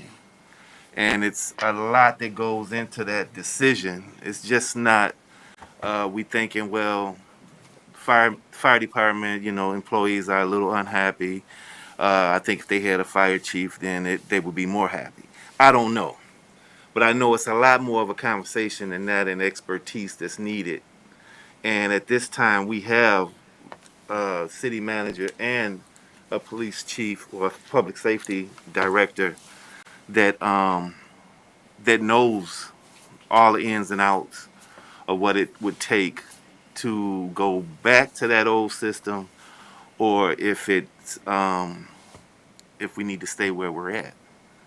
And I'm definitely not in favor of postponing the selection process. I mean, we may not have a pick out of this group. I don't know. But I think to delay it would be, I don't think that would be right, because at this time, and we've already started, and Mr. Peterson is the city manager at this time until he leaves. So that's my take on that. Indeed. Thank you, Commissioner Hood. And I'll just say that in terms of what the structure of public safety looks like, I'm not advocating any particular position. There, as has been articulated, there are a number of options that could take, whether it's current form or a variation of it. And I'm just looking for what is the most sensible path from the commission's perspective as to hiring a director in its current form, or giving us the time for that careful consideration, intentional conversation on adjustments to it, and then hiring for those positions. And then it would be up to the manager to determine whether to proceed with hiring as is, which is still in their authority, or finding interim management for those positions until such time as it's filled completely. What? Vice Mayor German? Yeah. To both points. You talked about a RFP and then the process of hiring the safety inspector, public safety inspector or director, police chief, and that, as legal counsel stated, we don't have the right to do that. That's correct, legal counsel. That's up to the city manager. Now, I do know 2000, was it? I want to say 2014, I believe that's when the transition with a new city manager came in. Mr. Peterson came on, and I believe there was that RFP search where we consulted with a consulting company. And most entities usually use that type of process. They go out and they do a national search, put it out there, and get interest parties who may be interested in having a position here. That's something I'm open to. I think it's a fair process. I know we're doing it at the college at MCC. Our president is resigning, and that's the process that we're taking. I think that's the proper way to do that. And it's open to anybody who wants to apply. Nothing against Deputy Manager Mike Sell, and anybody who's open to applying for that position. But I think fairly, that is the route to go. Once a city manager is then chosen, and we're in a process now where we're making this transition. I truly believe if that's how the guidelines work, as our legal counsel said, that's the person that should be selecting the directors. Or if Mr. Peterson is still on, he has that option. So whichever course we take, I can see the validity for the RFP for a city-wide search or national-wide search. But whether that city manager does that, if selected, or Mr. Peterson does that, Manager Peterson, that's something that we have to have that discussion about. Thank you, Vice Mayor German. Before I go to Commissioner Ramsey, commissioners, any other commissioners have any other comments or questions at this time? We'll go to Commissioner Ramsey, and then unless anything else pops up, we're going to hear from Mr. Peterson. So, Commissioner Ramsey. Great, thank you. I have one question for our interim city manager. Ms. Mikesell, have you been involved in any of this process? The application reviewing or or what we'll start interviewing, I know is very soon. For the public safety director? Yes. Absolutely. Okay, so then you feel that the conversation that the city has is going to continue, and you are being well-versed and well-educated and brought up to speed on all of these processes? Yes. Okay, so then before I even hear City Manager Frank Peters, sorry, it gets thick, y'all, it gets thick. Before I even hear City Manager Frank Peterson speak, I would like to say that I have no need to further this conversation after that, as long as I know that our interim feels like she's got a handle on this, and that we have this experience in the room and we're going to utilize it. I'm supportive of that. So you still would like to hear from Mr. Peterson? Yes, if he would like to share. All right. Anybody else have questions? Bring it on. Mr. Peterson, welcome. Joining us from the coming wing. from this side right here today.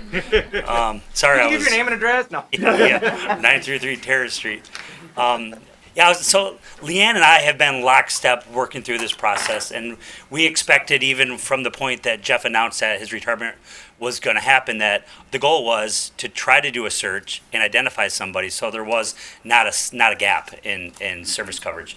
And so as part of that, I knew that Jeff's announcement came clearly, alongside with my announcement, right? So we would have a similar exit timeline, although he's got an extra month.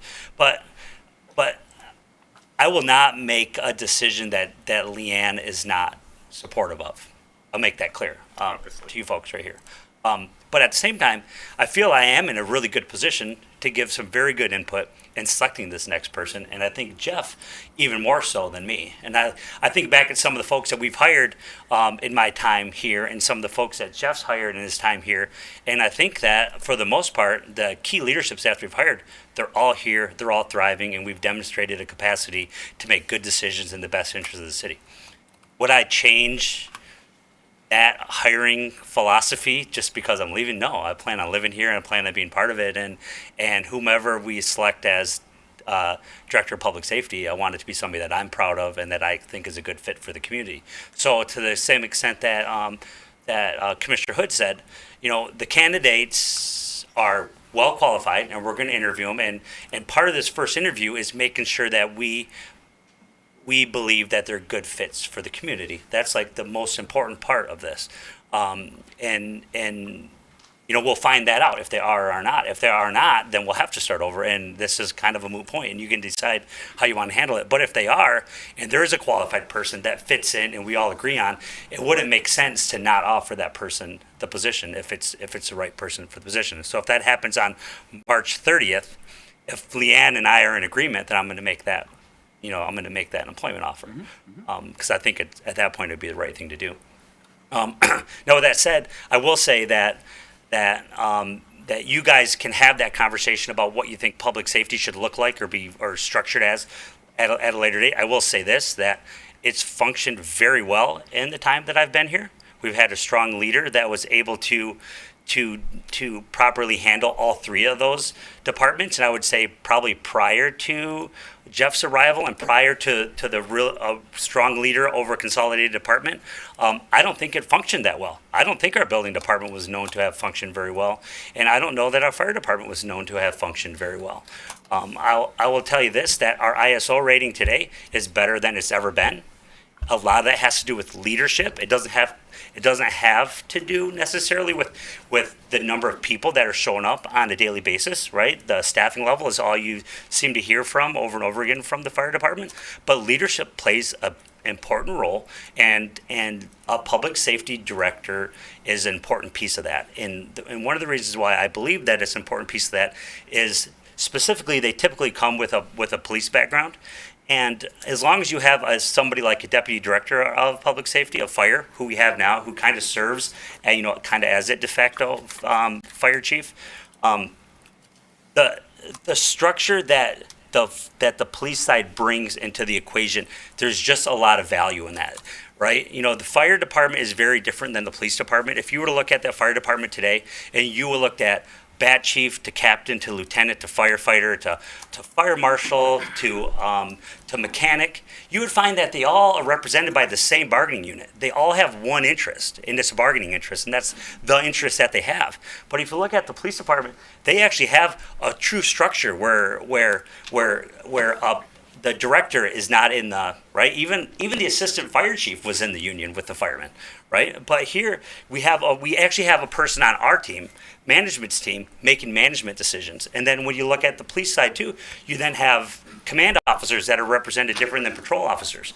And so I'm probably getting a little too deep into it, but there is legitimate good reasoning to have somebody overarching standing over top of those folks rather than having a fire chief and a police chief competing directly to a city manager. It really doesn't make a whole lot of sense to have it that way. And regardless of what happens to Safe Built, I would say that it's clear that it's worked out very well to have Safe Built with police and fire. In my opinion, compared to what it was like before.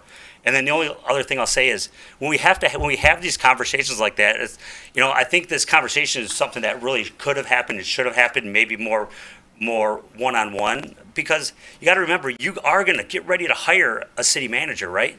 And you don't want a city manager candidate that's considering coming here, and then they're looking at it and going, wow, do they really believe in the council manager form of government? Am I going to get there and have somebody degrading away at what the city manager does and struggling with the city manager for job duties or politicizing job duties? Those will scare away your very best candidates. They 100% will. And same thing with the public safety candidates. If they're watching TV right now, they might already be trying to figure out whether or not they should pull out, because all of a sudden, if they don't think I truly have the authority to hire them, they're going to tell their boss that they applied for this job. They're going to come here for an interview, and then they're going to find out that that the city commission maybe doesn't even expect that I have the ability to make the hire that I've committed to doing, and that completely undermines, the professional management side of the council manager form of government. So just keep those kinds of things in mind. If we want the best candidates will come to the organizations that are managed well with good leadership. And if there is even a crack in the armor that makes them think that it's not going to be, or that it's going to be a circus, then it will scare the best candidates away. That's going to help inform our conversation going forward. Your experiences and perspective are very much valuable, and so I can understand what Commissioner Ramsey was speaking to earlier in terms of having you be part of that process presently, versus the potential for delaying this down the road for that hire. And I believe our Chief Lewis has invaluable experience and insights as well into the process that can be contributed.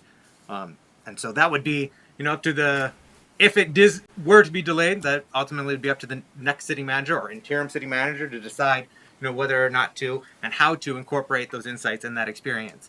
Yeah, and just to reiterate, the only way I see it getting delayed from this point is if one of the candidates we don't think has the right qualifications or the right fit. If one of these candidates is, my anticipation is that we would make an offer to that candidate. Thank you, Mr. Peterson, and that is certainly within your authority, and that no one was questioning, to be very clear, no one was questioning the authority of the city manager to hire the public safety director. What I was simply asking tonight, based upon input that I've heard from members of this commission as well as members of the community, was whether we should perhaps give input on creating that room to have these conversations rather than hiring someone for public safety only to then decide later on to undo public safety, kind of putting the cart before the horse. And so that was the conversation there. Some people may... No. I have a question there. I just want to... Afterwards. There's one more thing I just want to speak to, though, in terms of the performance of our fire department. And that, yes, leadership is a very important part of that and has been a very important part of it, but at the end of the day, it's our firefighters who are fighting the fires, who are out serving and protecting us. And so I do not want to, I want to respect that. And from a staffing perspective, I'm long known as someone that believes we need to have better staffing within our fire department. And if you look at the ISO analysis, we would have scored one notch higher had we been staffed a bit better. Vice Mayor German. Yeah, to City Manager Peterson. My question now, Mr. Peterson, so you're looking, before you leave, to possibly have a potential candidate for hire. Okay. Correct. And we have Deputy Manager Mike Sell, who's our interim city manager right now. And as stated by legal counsel, she's not able to do that hiring. So you have to go ahead and move forward on that. Or if these candidates are not qualified or you see fit, then it would be delayed. Pretty much that's the process. Let me clarify, if I might, Commissioner. Between now and March 30, the appointment is Mr. Peterson. Yeah. From April 1st on, it's Ms. Mikesell, based upon the action you've already taken. Mm-hmm. Now, can an interim city manager hire? Absolutely. Okay. So, I know the public can know. Yeah. So, okay. So there's no mix-up. So, okay. All right.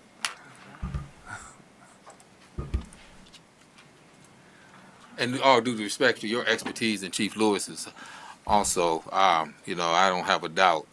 You guys been doing this for quite some time. Chief Lewis been in law enforcement. I didn't know he was in law enforcement as long as he was. And, we definitely want qualified candidates, a qualified staff member, board, and who has the expertise, the portfolio, the experience to lead the city of Muskegon. So that's what I'm looking at. Yeah. 44 years by Chief Lewis. Yeah, In law a lot of enforcement. time. That's quite a career. Heck of a career. Commissioners, any other comments or questions at this time?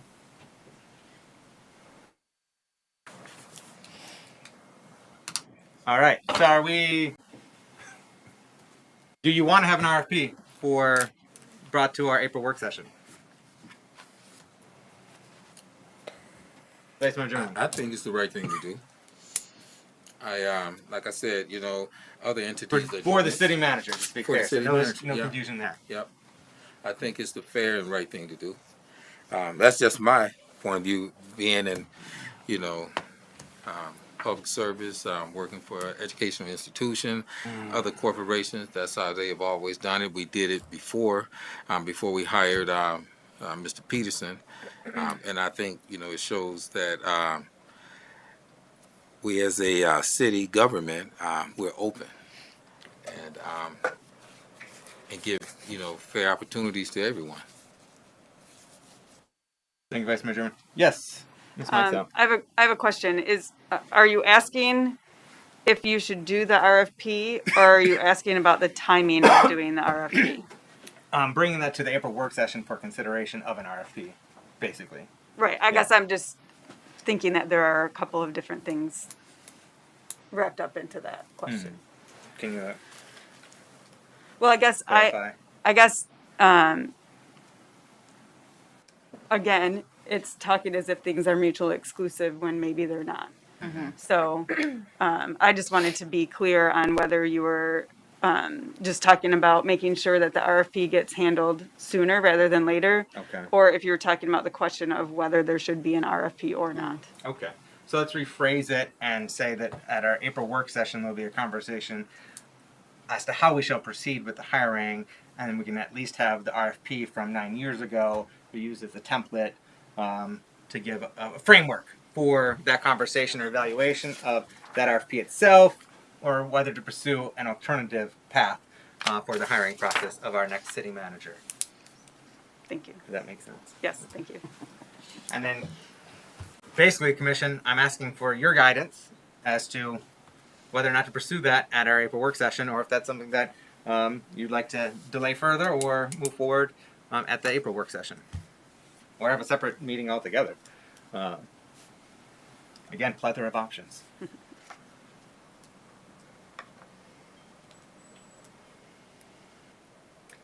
Are you looking for a motion for that? It could be a motion. I mean, that would make it formal, Oh. or we can just give consensus guidance. Okay. Yeah.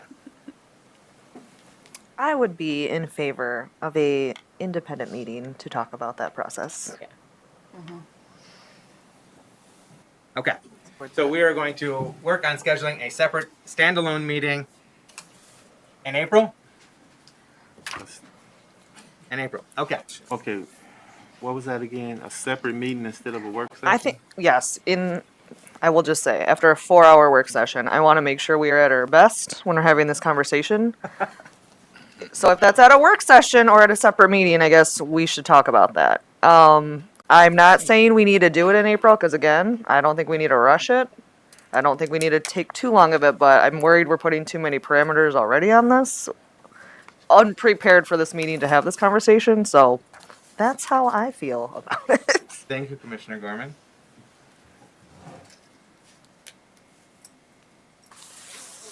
Any other input? Commissioner St. Clair. I can see the value in having a separate meeting. I think there also might be value in having that meeting after our goal setting meeting, so that we can spend some time working on goals and then decide how to layer city manager into that. Okay, so looking at the second half of April for Commissioner St. Clair. We're also looking at, just FYI, this is something that we requested previously, is a joint meeting with our planning commission. Our planning manager brought that up at the planning commission at the last meeting. The planning commission said late April, early May. They deferred to the commission. If we're going to be having a separate standalone meeting in the second half of April beyond our goal setting session, I would suggest that we not have that joint meeting in April and wait till early May for that joint meeting with the planning commission. Yeah. Yes. Okay. Support.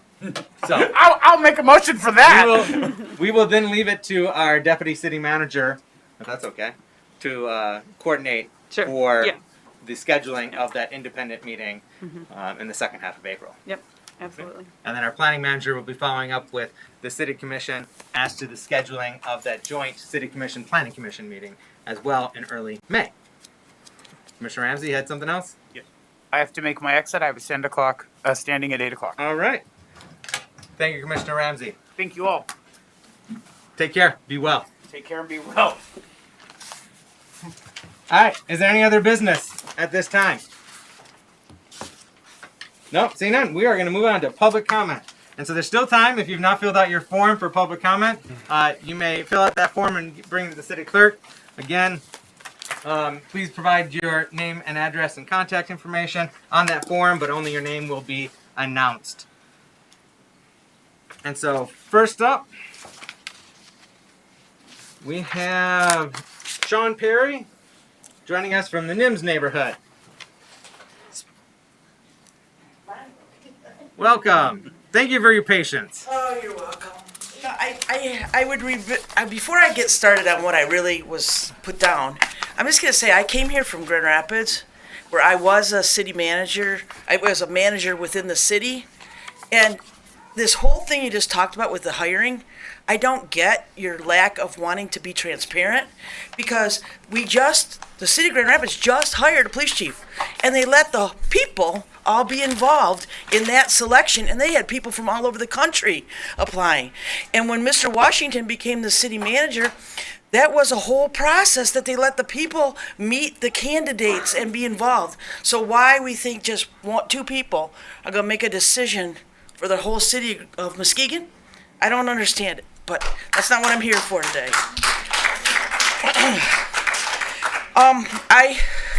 Mayor, when you and I had conversations when you were running, and some of you others, Commissioner Sinclair, you advised us that you were going to be transparent. Well, I feel like, and so do a lot of people that are on Facebook and in the know now, that we just got slapped in the face with this diet of Shoreline Avenue. So I went through and I read all the minutes from 2022. Never once in any minutes is it discussed. Never. So that means it happened in 2021 when we were in COVID and we weren't really coming out. Well, it happened sometime, but it's not in the minutes anywhere. Anywhere. Sorry. I started coming to Muskegon about 15 years ago. My in-laws lived here, and I enjoyed things like bike time and summer celebration. And I thought, wow, this city is really like a ghost town. A lot of buildings that are no good, that are run down and ill repair, a lot of blight. But you have this beautiful thoroughfare called Shoreline, and you have this really nice road called Terrace. And it was like a modernization. It was like the beginning of trying to make the town come back. And now I work for the county. I drive from Lakeshore Drive, where I live, to the courthouse every single day. I go down Shoreline, I come up Terrace, I cut over to Pine, and I go to the parking lot. And it's a nice drive to work. I live on a road that has become a thoroughfare in a way, and it's congested, it's noisy, the road is torn apart between Cole's factory and Laketon. That road is a mess. It needs to be repaired. But you want to tear apart the nicest thoroughfare we have in this county, a decision that will affect the entire county. I went to work today. People from work didn't know that I had commented on Facebook, and they're all talking. What the heck's going on? What kind of stupid decision is this?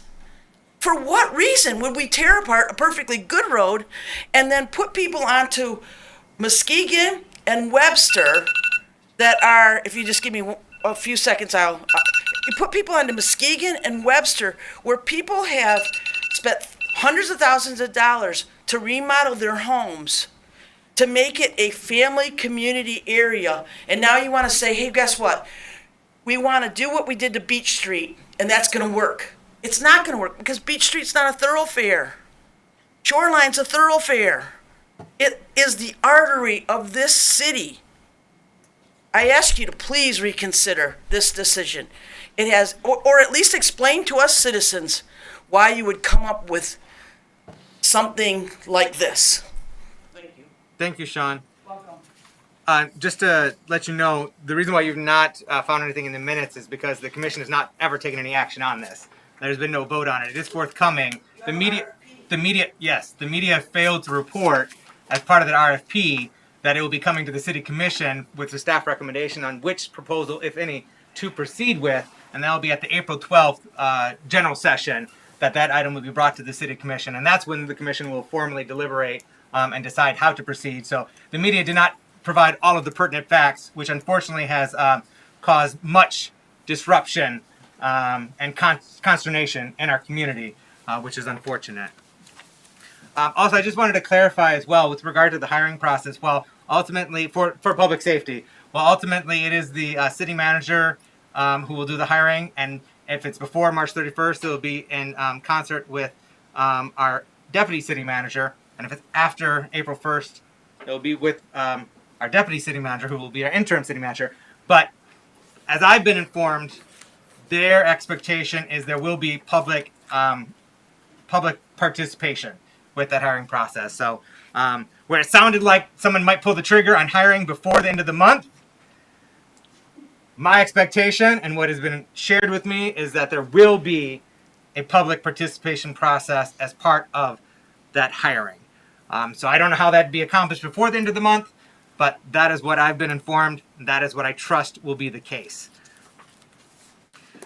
Did you have anything to add on that, Ms. Mikesell? The only thing I wanted to add is that there is an entire team that is reviewing the candidates. It's not just two people. Thank you for that clarification. Yes, there is a hiring committee that is reviewing the candidates and will be part of the interview process as well. That just came in. And also on the topic of Shoreline Drive, we have Mr. Howeisen joining us again from the Oakview neighborhood.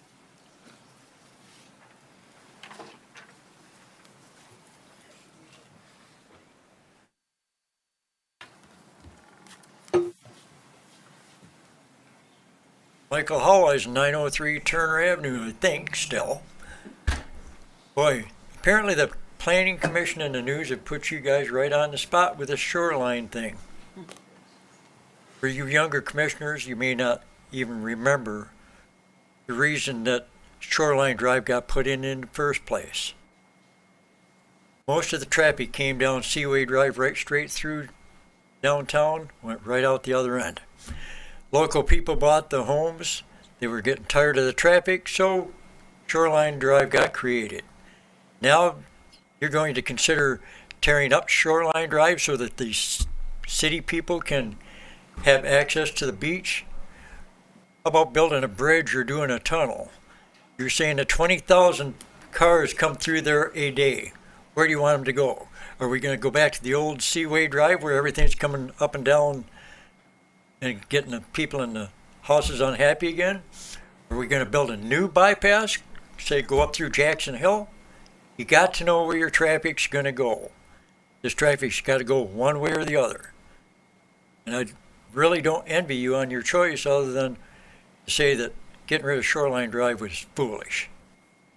Thank you, Mr. Howeisen.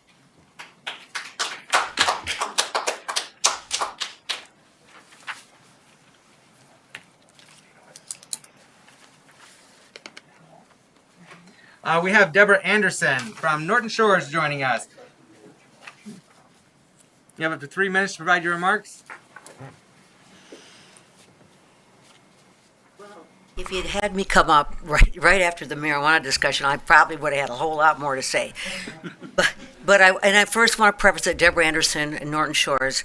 I've been a resident of the city of Muskegon, grew up in the city of Muskegon. My families both have had businesses. I work in the city of Muskegon right now. And my first consideration was to ask what consideration do you guys or the zoning committee have when you're deciding what businesses can apply and be part of a zoning part.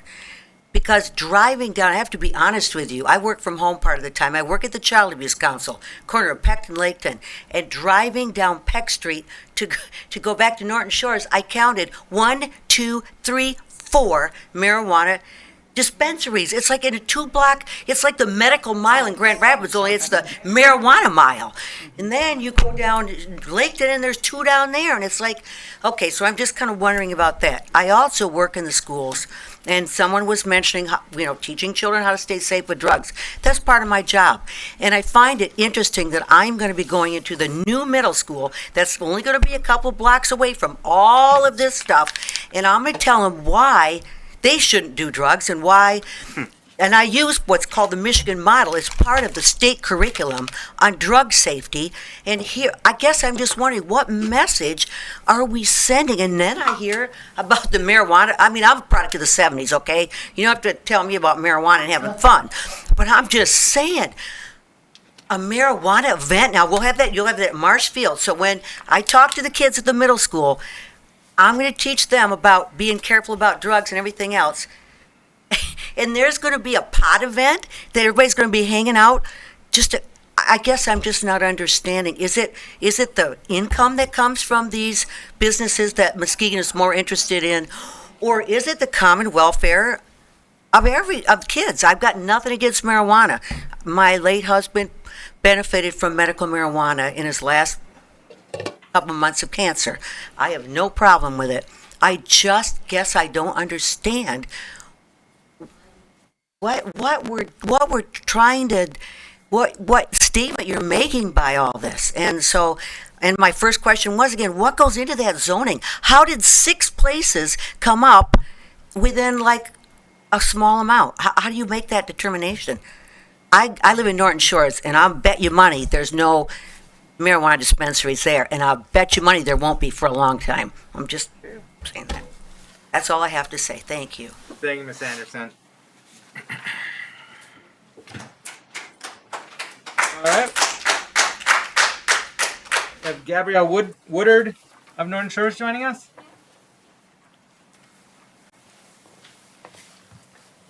So I obviously came here for things not related to the hiring of the city manager, public safety, but after hearing that conversation, I just wanted to chime in a little bit. It's strange to me that Frank is still the acting city manager for Muskegon, and he doesn't sit up here anymore. He sits over here. The acting manager, at the meeting that I was at last time, it was stated that he would be acting until March 30th. April 1st would be his resignation. You guys accepted it formally. There's been lots of comments through several meetings and work sessions where you guys don't even recognize him as the current city manager, which I find kind of strange since he still does have this job. It was pretty clear that Ken Johnson was alluding to trying to take away Frank's ability to appoint the new police chief and was kind of looking to get some support from his fellow commissioners and legal counsel. It seems he wanted to delay the process so that new commissioner's job could be contingent, or the new city manager's job could be contingent on who they choose to hire. That's just strange to me. You definitely tried to backpedal a little bit there at the end and change your story like you usually do. But the people that are here and are listening, they know. And that's something that you do often. Ken is once again stepping over the boundaries of his role, and we always appreciate when you do that. I also wanted to comment earlier about the tax and the rezoning. It just seems like all of you were aware that it was Orchard View School District, and that the money wouldn't be going to Muskegon Public Schools, but you didn't really want to come right out and say that because that would be another con to not rezoning it, because you were kind of using that as a way for Muskegon. Well, we're still getting money for schools, but Muskegon Schools isn't getting any money. So Orchard View. Your ethics and transparency just always are really hard to keep up with, and it goes back and forth all the time. And it would just be nice if it was status quo. Thank you, Ms. Woodard.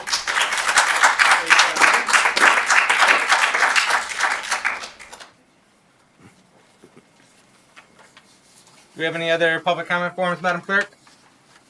No, we do not. No, we not. All right, commissioners. It's a pleasure. Move to adjourn. Support. Support. All right, we have a motion by Commissioner Hood, supported by Commissioner St. Clair to adjourn. All in favor? Aye. Indicating by saying aye. All opposed, same sign. All right, we are adjourned. Thank you. Take care and be well.